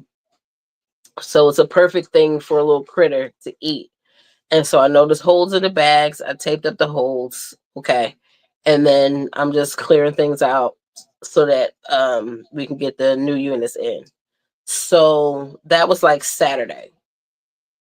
The new unit. So in the meantime, between time, because I knew a critter was in there, there were areas of the garage that I couldn't get to. So I'm throwing peppercorns, trying to, affect their little nose in a humane way to get them to run out. So put the peppercorns down, and then the Thursday that the new units were coming, I actually had to move things out of the garage so things could get in. And so moving things out, I'm looking at the cat litter bags again, and there's new holes in the bag. So I'm like, okay, whatever's in here is still in here. So I'm taping up those holes, and I'm like, okay, I'm going to use my UV light in the garage. So turn the UV light on, it generates ozone. You really can't, like as a human, you really can't be in the room when that light is on because the ozone is not good to breathe. So even if you have plants, you can't use it in a room where there's plants or anything because it affects the plants. It changes like the DNA of like bugs and stuff like that so that they can't procreate and stuff. So, but it also like kills mold spores and all that great stuff. So UV light is for sanitation, air sanitation, surface and fabric sanitation, all of that. I guess they use it in medical offices or whatever. That's the science behind it. So anyway, I put it in there to generate the ozone, thinking I would like choke the critter out. I left the garage like cracked a little bit so that they could get out. Well, all that did was flush it to the front, but it didn't make them leave. But you know what I saw? Big giant rats. I'm like, oh no. This is worse than a squirrel. So, child, I'm gonna make a video about it because it's a whole war. I do think I won the war. I don't know for sure yet. The war is still going on. I won some battles. The rats won some battles, but yeah. So the UV light didn't smoke him out immediately. I'm like, what can I do to repel rats? I used 2 bottles of peppermint oil. I had an existing bottle of peppermint oil. I ordered another bottle of peppermint oil, used that, soaked them in cotton balls, threw them everywhere. Still could not get these buggers to leave. Another friend of mine reminded me that I had an ultrasonic device. I plugged that in. That wouldn't make them leave. I removed the cat litter from the garage, so that took their food source away. Rats in my garage, Miss Lex, in my garage. The rat. I only saw the one rat. Remember, now I had noticed for a month before I even went on vacation that there was a critter in my garage. I had never seen it, so I didn't know what it was. The droppings are very similar to squirrel droppings. When I first moved here, I had a squirrel in my apartment. That was visiting my apartment like every other day. And so their droppings look very similar. So I'm just thinking it's a okay, babe. I'm thinking it's just a squirrel that got trapped in the garage. It wasn't a squirrel, it was a rat. Long story, spoiler alert, it's a family of rats. It's not even just one rat. I just saw the one big rat running, but it ended up being a family of rats. And so over probably the last month and a half, I have tried everything from peppermint oil to cinnamon oil to the little repellent little balls from Amazon. I bought, well, when the peppermint wasn't working, the next thing I moved to was trapping it. No, we've been catless for 2 years. I can't tolerate for a second. I'd have to boo my PTSD from growing up. And we had mice. These are rats, much bigger than mice. So definite rats. I was thinking like field mice, which field mice can get pretty big here in Florida as well. But in all the years that I have lived in my house, all the years that I have lived here in Florida, I have not seen a single rat around here. And all the neighborhood cats that hang around here, you wouldn't think there would be any rats anywhere nearby.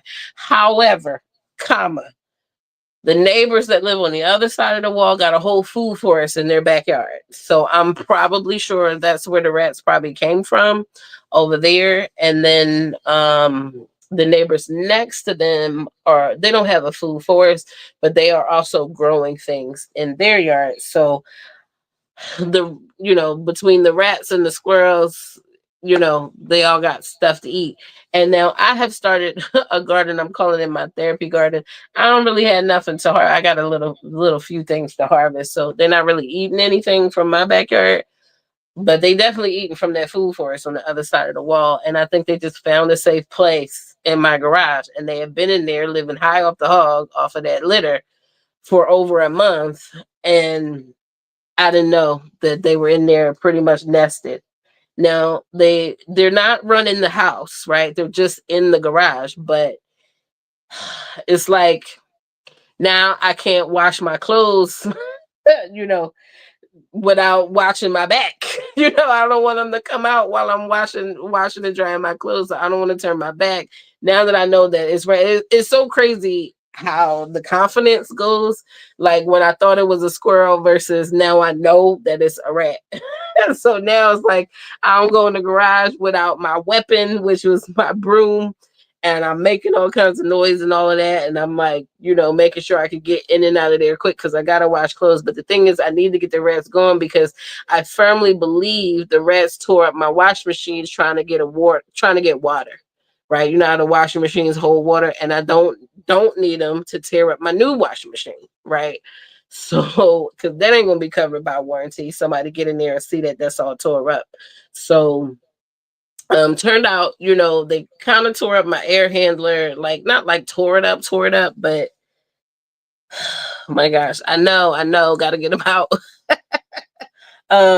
But they tore it up enough where now it's like dropping water on like the shelf that the thing is living on, and so that's where they were getting their water from. So I mean, I put the repellent pellets right there. I'm dropping peppermint oil on that. It's like the peppermint didn't even bother them. And so my manager suggested taking one of my Ring cameras. So I took my side yard camera and I put that in the garage. And so it's like as soon as I put that in the garage, the doggone rat came out on top of the refrigerator in there and was looking at it like, oh, that's new. What's that? I was like, this thing is messing with me now. Like this is just straight war. So after that, I said, okay, when the weekend comes, because this was, let me see, Thursday and then Friday, I want to say Sunday, I had decided that on the weekend I was just gonna basically gut the garage. Like, hey cousin, hey cousin, I'm glad you found me on here. And I've been on here for an hour and a half. Um, but I gutted the garage to try to remove all the hiding spaces. Didn't really run into it. I had one encounter where I heard it jumping from like boxes that ran out of the garage, but I didn't see it. And then there's another encounter. Okay, I'm gonna play it. I'm gonna play it. I actually have it. I got the video. Let me see, because I've been sending ring videos to my brother, and this thing ran me out the house, out the garage. Okay, so it was like Tamika 0, Rats 1. Okay, let me see. I'm gonna see if I can. I send my brother a lot of videos. Let me see. Let me see if I can show you the thing. What I was dealing with, y'all. Um, Give me a minute. I can't find the thing.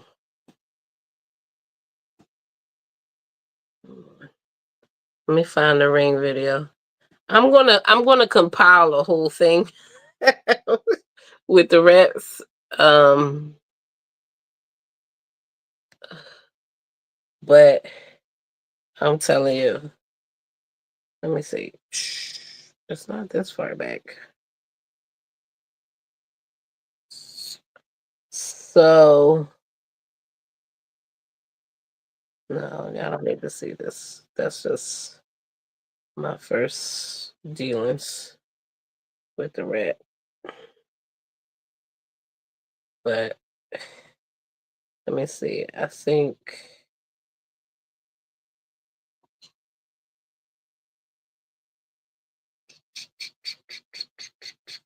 it's this one. Let me see. Oh yeah, here we go. All right, let me see. Let me get back in here, and I'm gonna share it because it's funny. I laughed at myself. Y'all could laugh at me too, but it's funny. All right, give me a second here. Where did this go? Okay, so I need to leave. I want to share. I'm gonna share. Can't see anything in here. So, no, that's invite. I don't have a method for sharing my screen. Let me see. Do I have a share in here?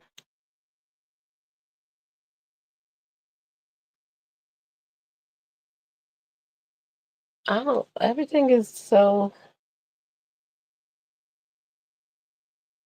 different. What's this? No, stay. Everything. Everything is so different in here. Let me see. I can't. Oh, you know what? This puts me in the backstage.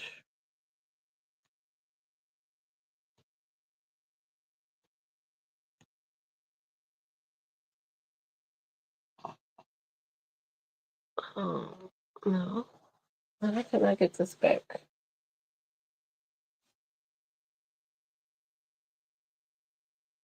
Oh, share. No, that's a different share. I don't know. It's been so long since I've been in here.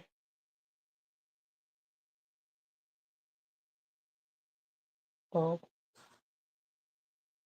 oh, here we go. Okay. No, that's not it. I don't even know how to share my screen in here anymore. I don't even know how to do it anymore. I don't know if Streamer has changed because I don't have this camera. What's this? I don't have the ability, I think because I'm out of here. Oh, here it is. No. Yes. I can do everything backstage, but I can't add anything. Let me see. I'll go out. Let's see if I can come back in, if it'll come back. Bear with me, y'all. I think I got back in here too quick.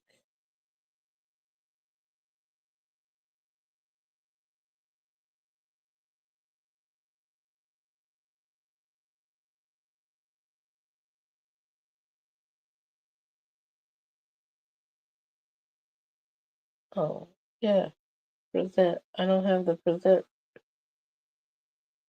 for some reason. I don't know why.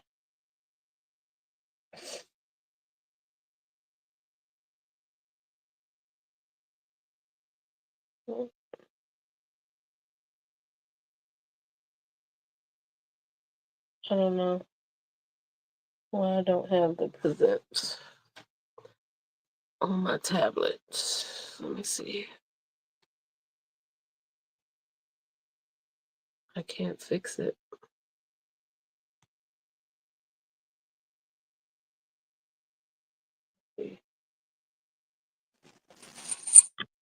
Sorry.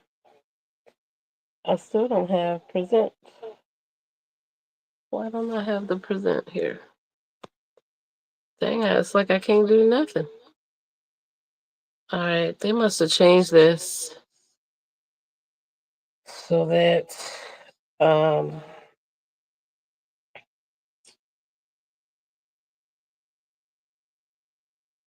yeah, I can't present anymore.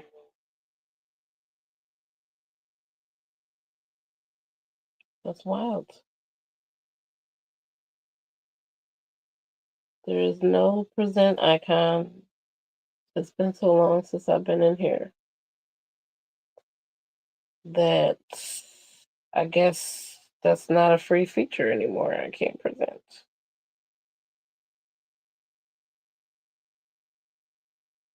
That's weird. And I can't show it to you from my tablet because then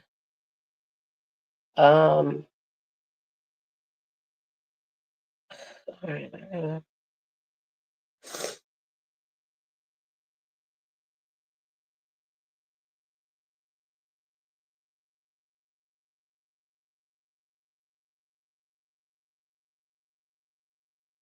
because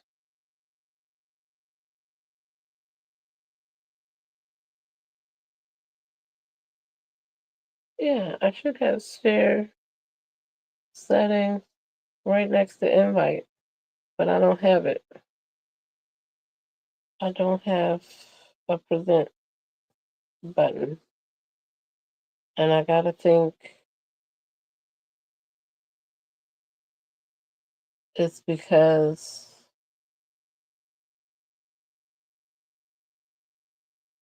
do I need to be on stage? I probably need to be on stage.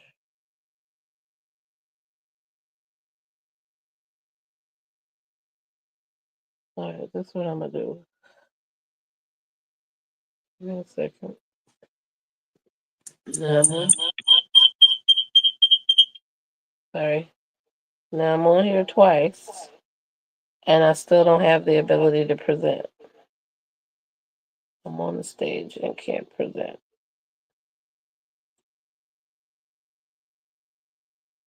So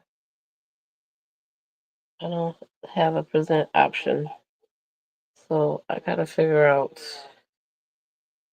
what's What's going on here?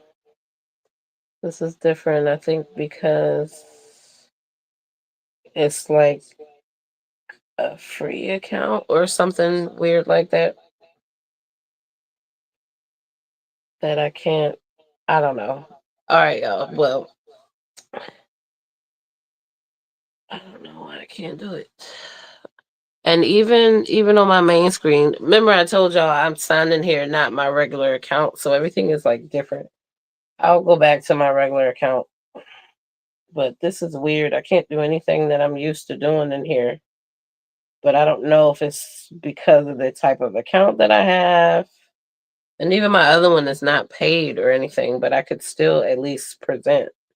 But maybe because I'm on a mobile device, I can't present. But if I was on the computer, maybe I would be able to present. I don't know. Um, well, I have to show y'all the video at a different time. Well, you know what? I could show y'all the video. You won't have audio, but hopefully you'll still be able to see it. Okay, that's what I'm gonna do. Maybe you could hear the audio. All right, so this is video of me with my garage mostly cleaned out and like trying to remove all the hiding spaces for um trying to remove all the hiding spaces for the rat. Okay, all right, let me see. Take the battery out. Let's see. Y'all can see that. Oh well, you can see it. It's just a 30-second video, but I'm going to hit play.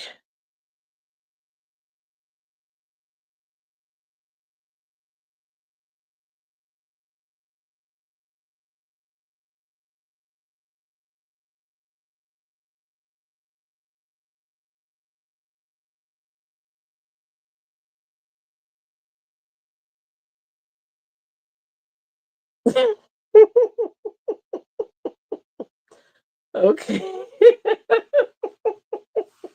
I laugh every time I see it. I'm gonna tell you, everybody that I sent it to said, "Girl, you were out of there." But oh Lord, I'm gonna edit edit a video once I know the war is over. I'm gonna edit a video that includes this video with sounds. You'll be able to see it, a lot clearer. Hey, sure.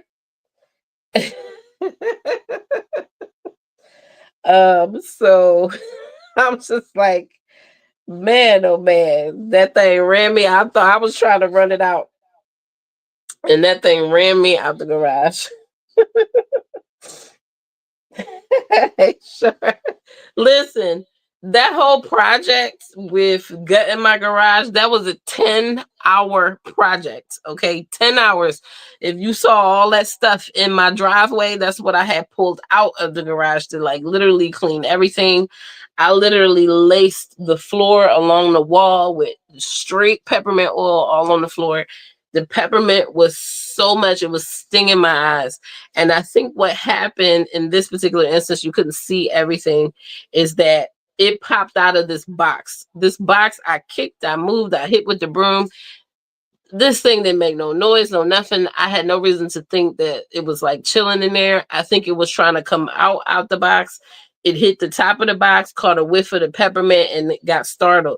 So it had popped out of the box, kind of went airborne. That's when you kind of see me bend back a little bit. And I watched it come down out of the air between the box and the wall. And all I could see was his little back feet and the tail. And then that's when I hightailed it out of there. And so I was gone, and then you kind of see it pop out from that position to the floor back where I was, and then run around. Child. Because I had since I put the camera in there, like I was showing people because I would get like screenshot images of, like, for whatever reason this particular Ring camera was not picking up any motion from any of the rest, the big ones, the small ones, whatever. It just wasn't picking up any motion. So So I had it so that it would take it would take snapshots every 5 minutes. And so I would catch it in the screenshots. And so people kept saying, like, oh no, that's a small one, that's a small one. And I'm like, no, I've seen with my own eyes there's a huge one in there. And maybe that one's just not coming out, but there's like a mama, a papa, a couple of babies. And so after the peppermint wasn't working, like even after gutting the garage or whatever, peppermint did not get them out of there. After when I gutted the garage, that's when I put uh hydrosonic device in there, the ultrasonic device in there. That didn't make them leave. Although I knew the ultrasonic device would be like a slow burn. It would take like 4 weeks to really like do its thing. So, but also my device is like 20 years old. I don't even know if it's even effective on the rats anymore. So I'm just like, ugh, I don't know. I don't know what to do. Um, and so I did scream. Oh, wait, let me get to the comments. Okay. How to call the working man, Jesus, and all the neighborhood cats. Listen. At this point, this was like early in the game. I was just trying to like remove the hiding spaces, kind of force it out. Because I didn't know if there was a family. I thought it was just one. And so at this point, I had only seen the one. And it was just a mess, just a mess. And so that 9-10 hour project and still didn't get rid of the rats. Didn't get rid of them. Okay. All right, guys, you can see. Let's see. What's this? I can't read it. Have to eliminate hotspots. Yes. And it's like my garage is not that big. It's a 1-car garage. So, but you say I had a lot of stuff in there. And so there were places for them to hide, but not really. And really that one box, that's the one place that they would have had to hide. But I had no idea that that's where they were nesting. You know what I mean? The food was on the other side, but they were always coming from that side. I just didn't know where they were coming from. And like I said, I thought it was just one.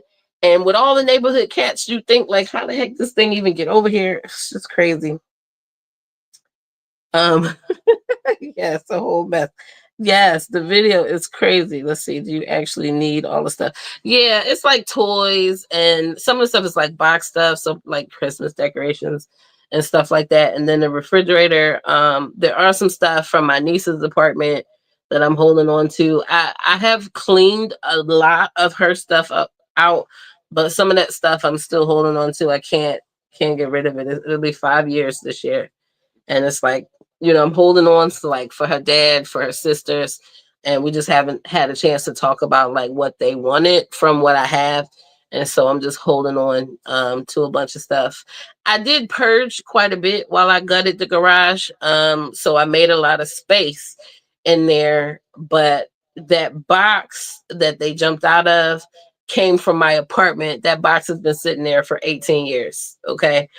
There's some stuff in there, I'm sure. I would need to dump that box. Like I can't just throw stuff out just because I haven't touched it in 18 years. I really need to see what's in there. Now, considering that the rats have been nesting in there, I'm not sure I want anything that's in that box, but I still feel the need to have to dump the box before I can just trash it. But at this point, I want to get that box out of my garage, but I was scared to do it myself for fear the rats will come jumping out of there while I drag it from the back of the garage out to the front to, to get it out of there. So at that point, that wasn't working. I said, I'm just going to have to, the peppermint wasn't working. I said, I'm just going to have to trap them. I tried to get a trap off of Amazon. Something happened with that order. Never got the trap. Ended up going to Lowe's that weekend, got the trap. So I almost immediately caught one baby. And so since it was a baby, I knew that there was a family in there now. Like clearly there's a family in there. I would have screamed. Yes, I did scream. I didn't play any audio because it would have echoed, but there was audio and I've been told the scream makes the whole video. Right?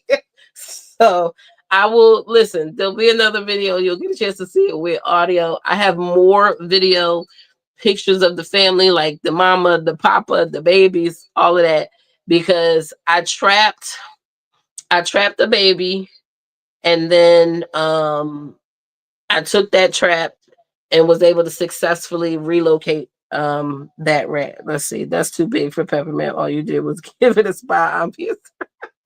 Is it too big? Do they get too big for Peppermint?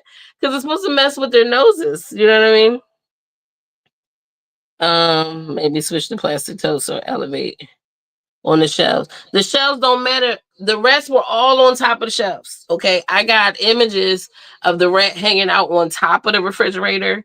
There is droppings all over the shelves over there. So like they've been all over the garage. And there's just stuff. I have like my yard tools in there. You see there's like, well, you couldn't see it on there, but like the pressure washer, my like the lawnmower and all of that. It's like stuff like, Jaden's Jeep, his bikes, bulky things that just take up space, boxes for the Christmas stuff. I don't have a lot of totes. I don't know if there need to be totes. Sometimes the garage just collects stuff. The shelves don't have to be as busy as they are. All those paint cans, they're old paint cans from when I bought the house. They're 18 years old. I could trash all of that. When I had the junk people come, they wouldn't take them because there's paint in the cans. So they refused to take the cans. I wanted them to take all the cans, but they were like, if there's paint in them, we can't take it. So I could, every week take a few cans, dump them in my garbage, and let them go in the garbage, which is probably what I should do to clear those shelves. But that's what's on there. And then like all the stuff I really don't need, like landscaping supplies and stuff I don't need to hold on to. I've purged a lot of that stuff that I'm just not using, old tools and stuff like that. So the garage is actually pretty clean. It's just not a big garage, and I have like a lot of bulky things, and so it looks a mess, But all those cotton balls you saw on the floor, all those little white things, that was all the cotton balls that I had soaked in peppermint oil and threw everywhere. And then as I cleaned out the garage, I kind of swept them to the middle because they still had scent of peppermint. And I wanted it to like fill the garage still, like with the heat and everything. It still didn't run them out. So um it's just the best. So I trapped one. I was able to successfully relocate it. I rebaited the trap, put it down again, caught a second one. Now, in the process of relocating the second one, I did the same thing I did with the first one. Picked up the trap. So I was getting baby G ready for school, picked up the trap, got baby G in the car, put the trap in the cargo, and drove him to school, dropped him off, then got in the car, drove to the spot to relocate the rat. Again, I caught a baby. Opened up the cargo, no rat in the cage. No rat. The rat got out the cage in the car. I kid you not, cannot make this up. He got out the cage in the car. So I tore my entire cargo up. I mean, tore it up to the silver metal. Took the spare out. Took all the little cups and everything out. I went up under the seats. I moved the seats. The back seats can move up a little bit. I moved them up. I'm running like a little bamboo stick trying to get this little thing out. I never saw the rat again. Now, all I know is he wasn't. he, she said, "No, that's their car now." No, no. I was so freaked out. Like while I was tearing the cargo up, I had a customer meeting, and I'm taking this meeting, and it's in the heat. I done pulled everything out the car. There's a whole truck driver that wants me to move, but I can't move until I put all the stuff back in the car. Plus, I'm on this call for this meeting. They're asking me questions, and I'm like, I'm sorry, I'm kind of in the middle of a crisis. And they knew about like my rat issue a little bit, but I was just like, it got out the cage. It's in the car somewhere. They were like, oh no. Fortunately, I have a good rapport with this customer. So they were just like, oh my God, no, we'll die. I'm like, I'm scared to like drive in the car because can you imagine I'm driving and this thing like jumps up on the seat? I would crash. absolutely would crash. So I needed to make sure this thing was not in the car at all. Also, we were putting up record breaking heat. And from what I read in my research, these rats cannot survive more than 48 hours without water. So if that thing didn't get out the car, it was going to die in the car. And so I needed it out for multiple reasons. One, so I could drive and not crash. Two, so the doggone thing wouldn't die in there and funk up the car in this heat, because it already spent 12 hours in the trap. So it didn't have no water for that long. And then as hot as it had been, I mean, index is up to 115 degrees, hotter in the car. This thing wouldn't have lasted. I'm not even sure it would have lasted 24 more hours in the car if it didn't get out. So I would say I tore up the cargo. I couldn't find it like at all. Didn't hear it running, nothing. It definitely wasn't in the cargo like where we sit. And so the truck driver said put some food in the car. If the food remains undisturbed, it means it's gone. If the food gets disturbed, then it's still somewhere in the car. So I put a little pepper, a little peanut butter, which is what I've been using for bait, in the up under the cargo. It went undisturbed, so definitely no rat in the car. I think later that day, because that was a Thursday, I think, I noticed that the wheel well cover and was pushed out. So it's like the rat probably got up under the cargo, like in the rear bumper, and then pushed out through the wheel well. And so I do believe he got out. But I drove my vehicle for like the next 3 days with no radio, so I could hear everything that was going on in the car while I was driving in it. Like no radio, complete silence. And, nothing popped out or anything like that. No funking up in the car. So I don't know when or where, the rat managed to get out, but he managed to get out. And so that's all that mattered to me. He's not in the vehicle anymore. And so I was like, okay, I have no idea how he escaped the cage at this point. I just know he escaped the cage. So I set the cage back up. I caught a third one. And this time I knew to be careful because the second one escaped the cage in the car.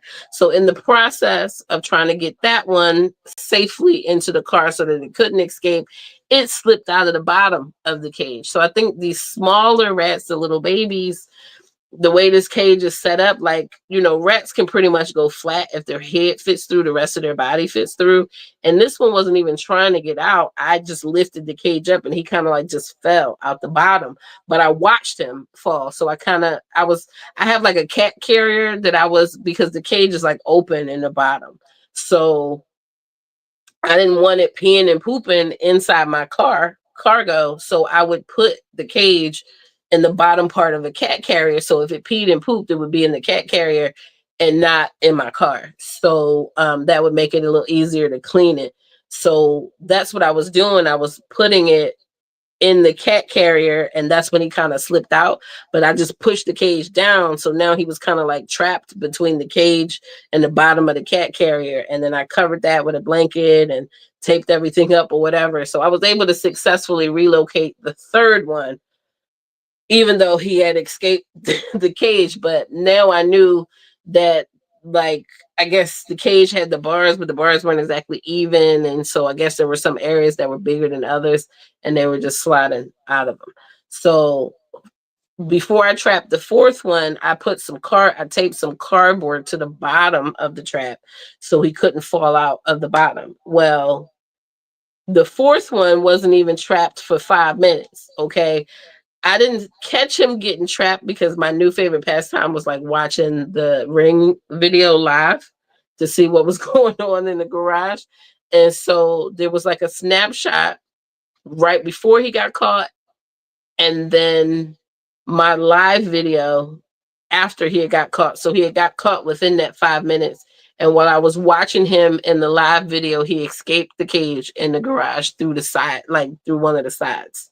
So at this point, it's like I'm done with the cage, because if I catch a baby, they can just easily get out of there.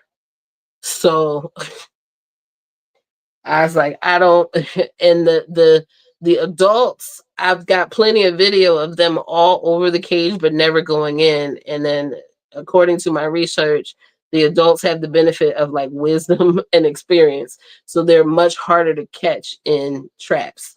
So I said, I don't know what else to do. Like, I didn't want to use poison because poison only works so much, and then I would have to gut the garage again. Um, I was starting to move towards like snap traps. Ever seen the movie My Son Living It? I haven't seen the movie, but maybe I have. I don't know. Is that an old Disney movie? My girlfriend said, but her son dubbed these rats the Avengers. And I was like, I named the one that escaped in the car. I named that one Loki.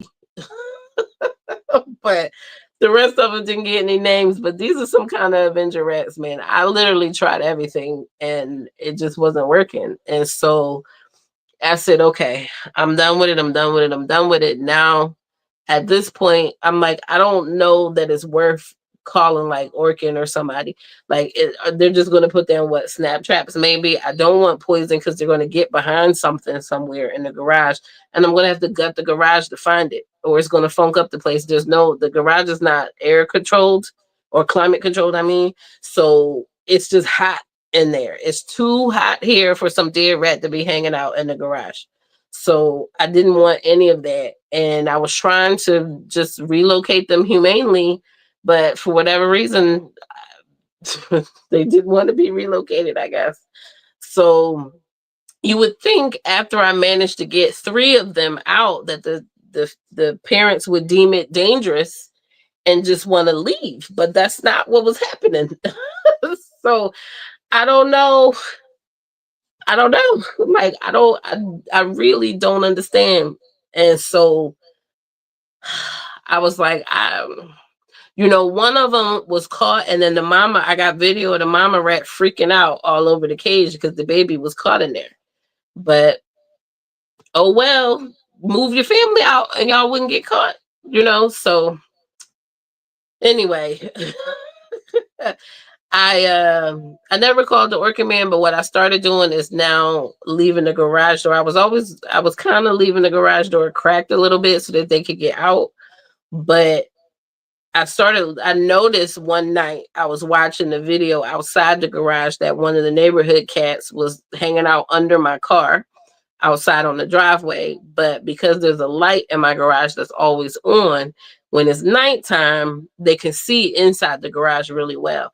And I think this cat noticed the movement on the floor in there and tried to get in the garage, but couldn't because I only had it like cracked like this so that the rats could get out. Because what I also have crossing my driveway every single night was like a huge raccoon and a huge possum every single night crossing my driveway. So I didn't want those critters in the garage. So I wasn't opening the garage door too wide. But now I don't have a choice, right? It's like if peppermint didn't work, the trap didn't work. I did buy a second kind of trap, the kind of trap you put on top of like a 5-gallon bucket. But as big as the papa was, he could just jump out of the 5-gallon bucket. But I was hoping that the drop lever would be enough where he couldn't jump out. The problem with that trap is I think the big guy got dropped in there, but the trap got stuck in an open position, so he was able to just jump back out. And I'm like, at this point, I'm just feeding the rats, because if you can get back out of the trap, it's not a good trap. So that one I got off of Amazon, not for too much money, but I was like, okay, this was a waste of money. And I gave it my waste of money review with photo proof that the doggone trap just didn't reset like it's supposed to reset. And I was like, this was a waste. So that wasn't working. And so now I said, I'm just going to invite the neighborhood cats in because I don't have a cat. We've been petless for over 2 years. So um, there's enough neighborhood cats. My next door neighbors have 2 cats. And then there's some other neighborhood cats that hang around like my backyard and all around.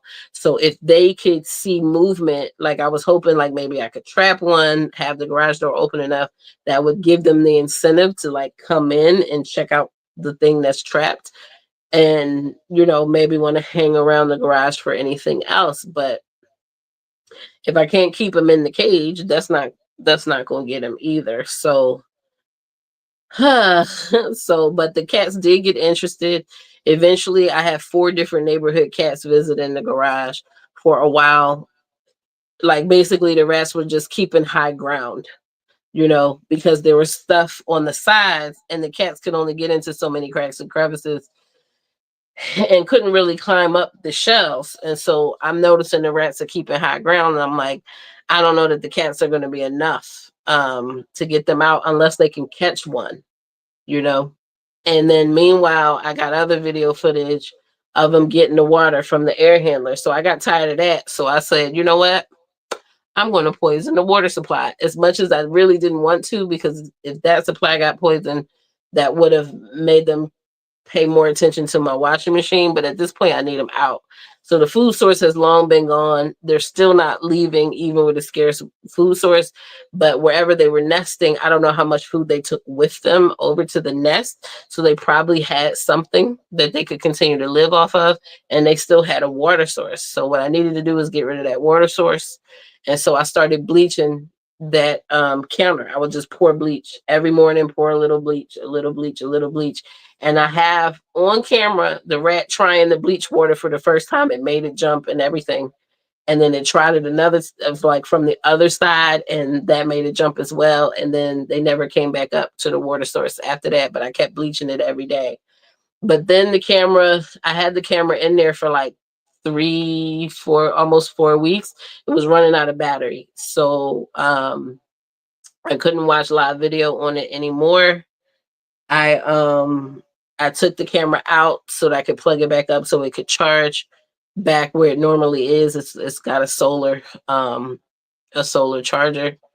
And for whatever reason, I think the camera just needed to be reset or something. We had very overcast weather. The sun wasn't really out. It was taking forever. I think almost 2 weeks I had it charging, and it didn't even get to 50% charged, which is crazy to me. The solar chargers is so slow. But what I noticed before I put the camera back in the garage is that like the second trap with the bucket was all knocked over. And so something had occurred in the garage. Some other things were knocked over. So the only thing I could think is that one of the cats had got in there, saw something, and kind of grabbed something or whatever. I don't know. And something happened, but my camera wasn't there to catch it, so I don't know exactly what happened.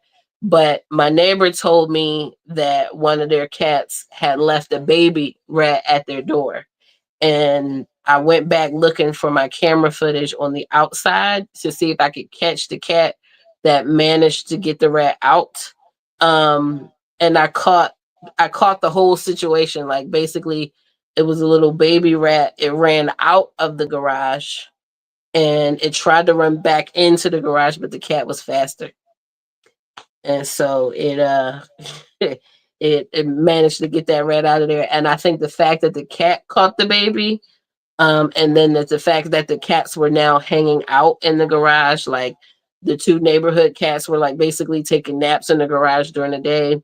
There was another neighborhood cat that would hang out all night because those two cats would get called in at night. So they would go in the house, in their house. And so that would let this other cat that hangs around my yard, um, that cat would come into the garage, look around, sniff around and all of that, and sometimes stay the night. So I'm like, come, stay as long as you like, cats. Stay as long as you like. So I think now since then, having put the camera back in there, I have not seen any more evidence of the rats being around. And I don't know for sure. I did run my UV light all day today in there to kind of sanitize everything, sanitize the air, kill any mold spores in my air handler. I have to run it in there every now and again anyway. And um I haven't seen any evidence of them running around because I know that the ozone that generates does get the rats moving. And so there's nothing been in there moving. I've been monitoring the cameras all day. Um, they haven't been doing anything. So I think the rats are gone. But what I want to do for sure is put the cage trap. I'm going to rebait the cage trap with some more peanut butter and put that in there. So if they are still in the garage, they will definitely come out for smelling the peanut butter. So that will be my true, are they still here or not, kind of test. And so now that I've run the UV light all day today, I can put the trap out there tomorrow and see what I find. But I think fingers crossed that I have won the war with the rats and they have moved on. I have also bought another ultrasonic device, but it doesn't work like the old one. This one kind of sends the ultrasonics through the electricity in the house. It uses the wires, so it doesn't like you can't, it can't be obstructed. I'll put it that way because it uses the wires in the house. So you only need to plug it up in one thing, and it'll cover like 1,800 square feet or so. It says. Um, and that's supposed to work on like rats and roaches and ants or whatever. We'll see. I haven't seen any activity of any like other bugs or anything like that, but hopefully that will help as far as moving them out of there as well. So I think they're gone. I just like reassurance that they're gone. Usually, how the mice work when you have cats at home, if they've got a family in there and the cat catches one, the whole family decides to move.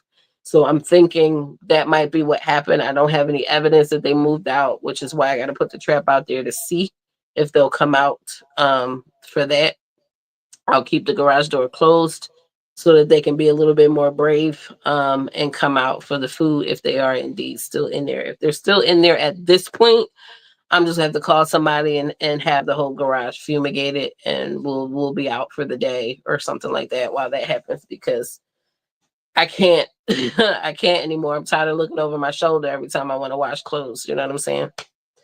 So um yeah. So I've been fighting the battle with the rats. It's been a full year, yeah. It's been such a full year. Just death and grief and kindergarten registration and hand foot mouth disease and everything under the sun, vacations, road trips, lots of work stress, and I'm still on this journey to figure out why I cannot lose weight. I have had some hormone testing. I'm saying all of this now because I'm starting to get tired. It's 10:12.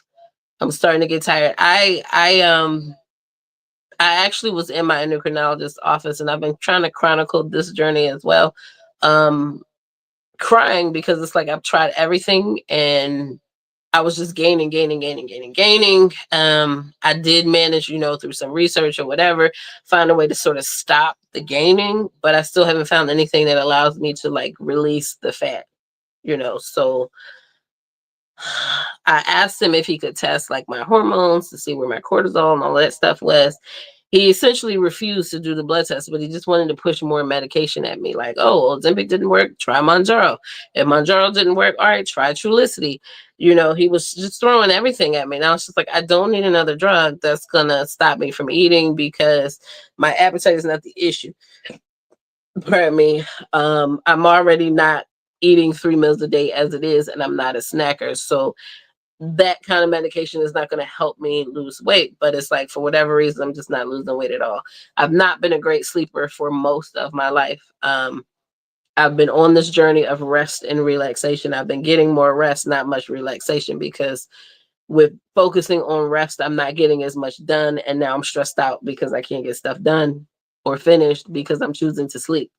So it's like I just got so many unfinished things because I'm choosing to sleep. So usually I would lose sleep to get things done, but I'm trying to focus on rest. So I'm rested, but I'm not relaxed. You know what I'm saying? So he refused to do it. So where I go to get my acupuncture, there's a lady there that does like hormone replacement for like menopausal women and stuff like that. And so there's also a weight loss coach that they push as well. So I had a consultation with the weight loss coach, and she said, well, I don't do the hormone testing. You got to go to somebody else for the hormone testing. So I went to her, got the blood work done, and I'll do another whole video on it. But basically, there were some things that were not optimized. Probably the most surprising thing is that she said my cortisol, my AM cortisol, was actually too low, and that was because of the precursor hormone being almost non-existent. And so, and you all could do some research on it, but there's a hormone in our body called pregnenolone, and hey, hey, girl. You know, I got a box here with your name on it. We got to get up so I can give you your box from Sandra.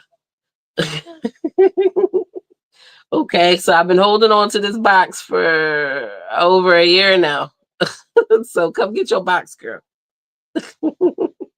um, yeah. So the pregnenolone is she calls it the mother hormone, but it basically it's a precursor hormone for all your adrenals.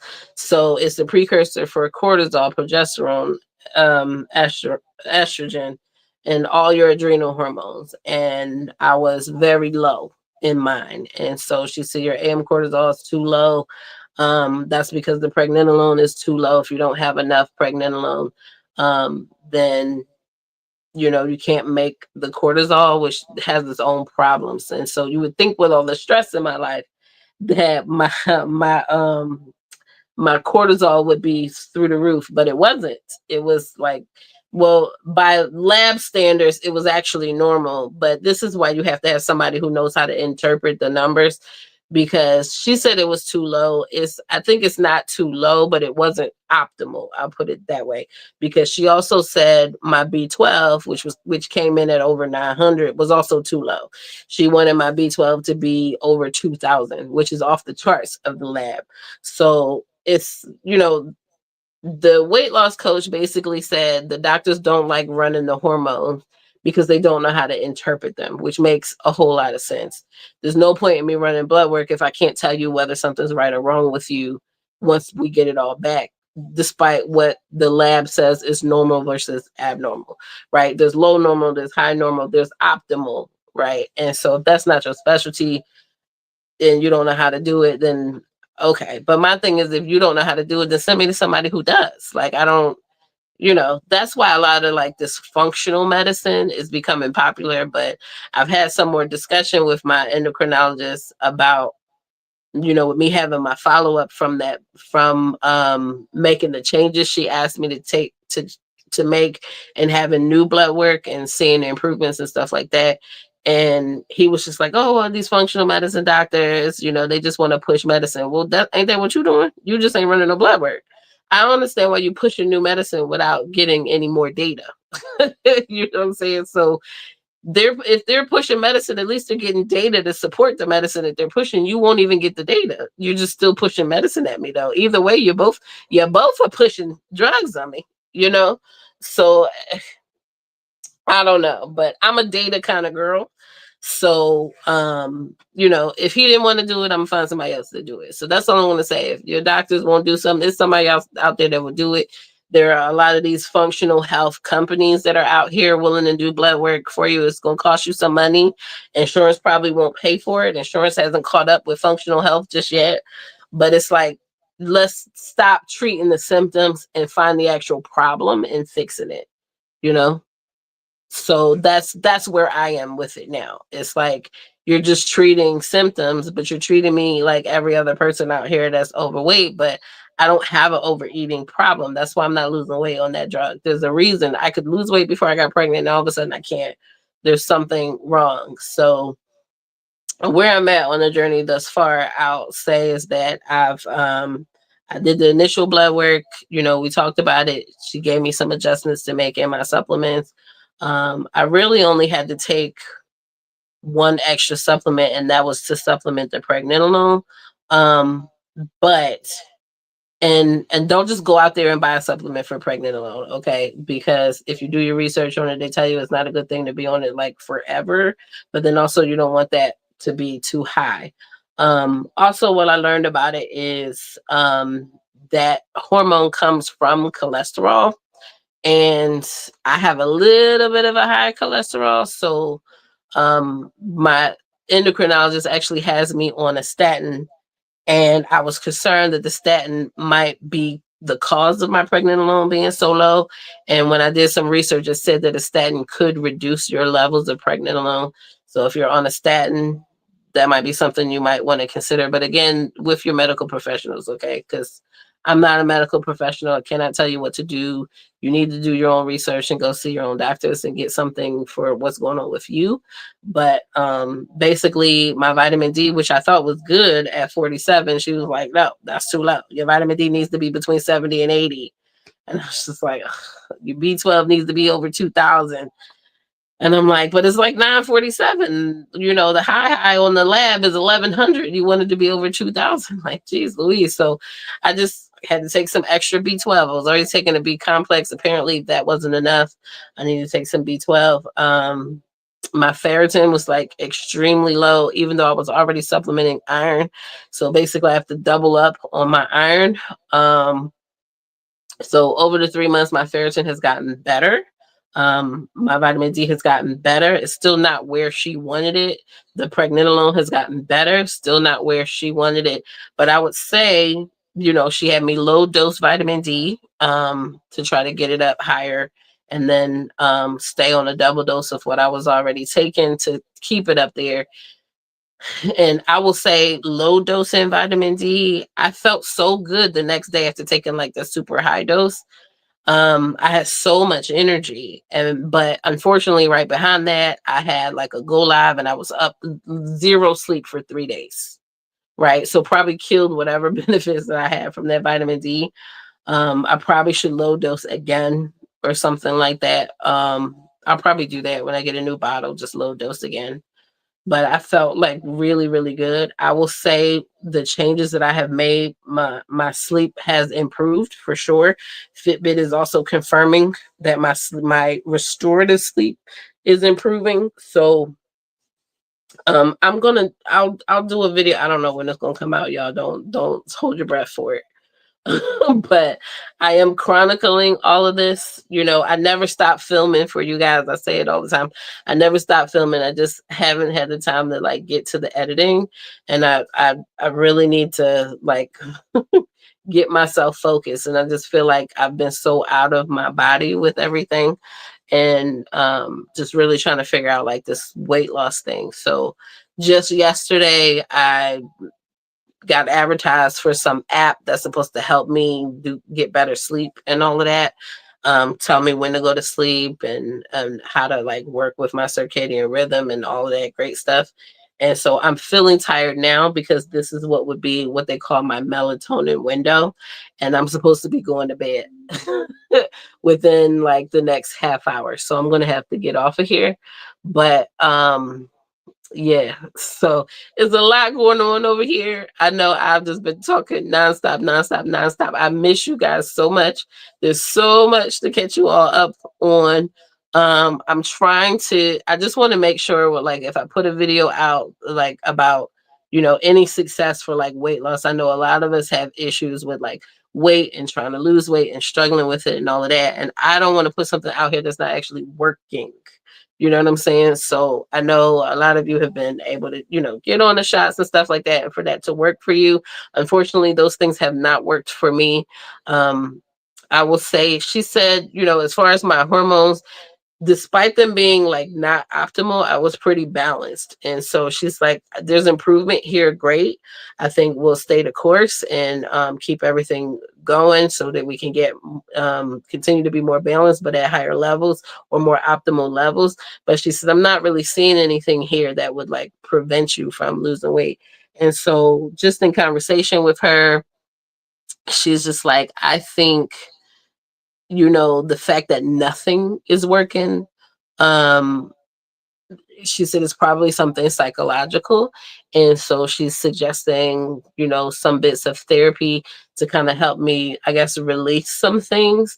And she said there's something in your mind that's like keeping your body in fight or flight. And so that's what's preventing me from losing weight. That's what she believes. So, okay. I called the lady. The lady responded. I don't have an appointment with her just yet. but we'll see. We'll see. I do feel like the weight, I've definitely stopped gaining weight. When I started the pregnenolone, I want to say in the first 3 weeks of the pregnenolone, I dropped about 5, 6 pounds. I have stayed with that 5, 6 pound loss over the last 3 months. I just haven't lost really anything more than that. I do think that it's creeping down. It's just not, it's not falling off yet.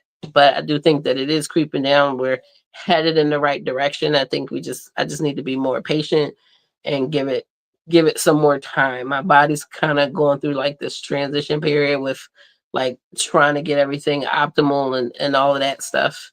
And so yeah. So that's what's going on there. So it's like, whoo, child. Stuff is going on. All right. So I'm gonna give y'all about 10 minutes. I think I am all talked out. I'm gonna have to get me some water, take my nighttime meds. Baby G is already over here asleep. He is sleeping. Okay. And so he came over here and put himself to bed. School is rough on him. But he had a good day today. We didn't have a great morning, but he had a good day today.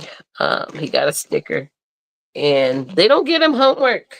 And I was like, in preschool, he got homework every day except Friday. What y'all mean? No homework. So I bought him a kindergarten workbook similar to what he had in preschool, and I assigned him homework to do.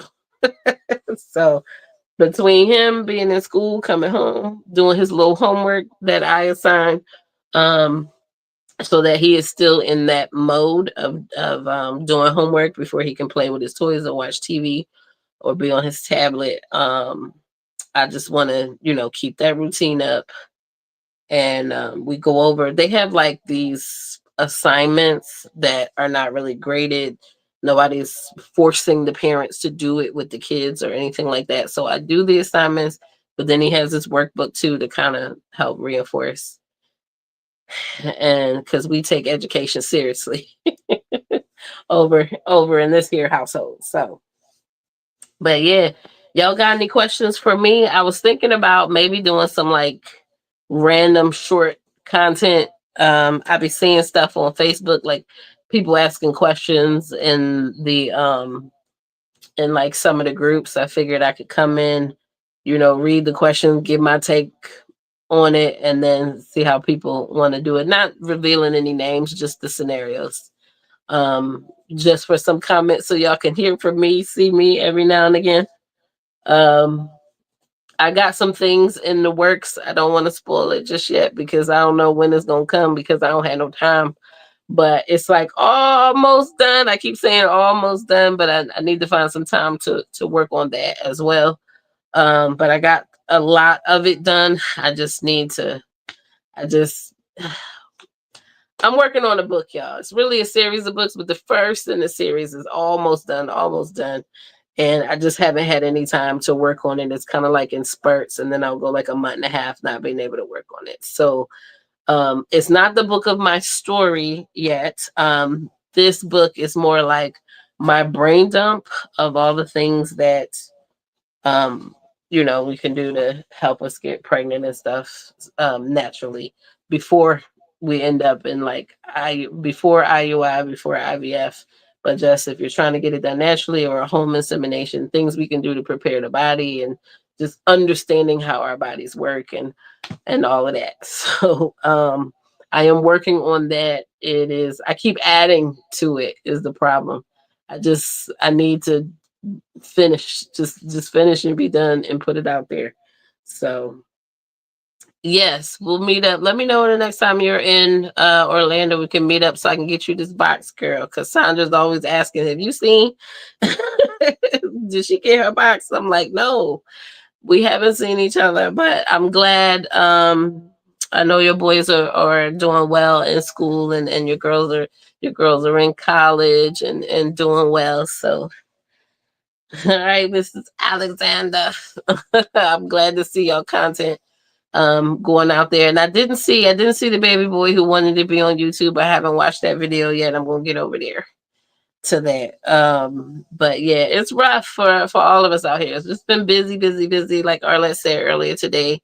Don't judge us, your YouTube content. It's busy. It's so busy. And, I think about you guys all the time. And I am still on YouTube every day watching this, watching that. Like I said, I've been gardening for therapy, you know, and I'm not the best at it, but this has been my most successful year. I'm so proud. I have been, I've been filming that for another channel that I haven't started yet. So I will let you know when I start that channel. If you want to follow my therapy garden journey, feel free to follow that channel whenever I can get that going. I don't know when that's gonna show up, but maybe in the fall when I'm not really doing any gardening. I'm mostly summer gardening right now, but I'm trying to transform my backyard a little bit, but the rain has been killing me over the summer. So as we get into the fall, the weather will be cooler. I'll be able to do a little bit more, and hopefully before next summer, I'll be in a good spot with the backyard, and next year's summer garden will be a little bit more successful. But I've got a lot of success out there. I've been doing the garden probably this is my second year. I've tried to garden before. I was not very successful at it. But I had a little bit of success last summer, and that got me all pumped for this summer. And so I had some huge success, not a whole lot of harvest, but just success in growing, right? I got to figure out what's wrong with the fruiting. But I've had a whole lot of success in growing, but it's trial and error. I'm not trying to be a master gardener or anything, but I'm sticking my toe in it a little bit. It keeps me distracted. It gets me out in the sun, get all that natural vitamin D and work on my circadian rhythm. But it's a commitment. Okay. It is certainly a commitment. But all right, it's 10:30. Last call for questions, ladies. I see 8 of you out there. If you got any quick questions for me, I'm happy to answer them. Oh, I think I know Tanika, congratulations to her. She about ready to drop that baby pretty much soon. So she's carrying her bundle of boy joy over there. So many blessings and congratulations to Tanika. And and if there are any other ladies who've managed to have their bundles of joy, and congratulations to you as well. I know I haven't been on here, but I think of everyone often, and I'm like, I gotta get on here, but then the fatigue kicks in.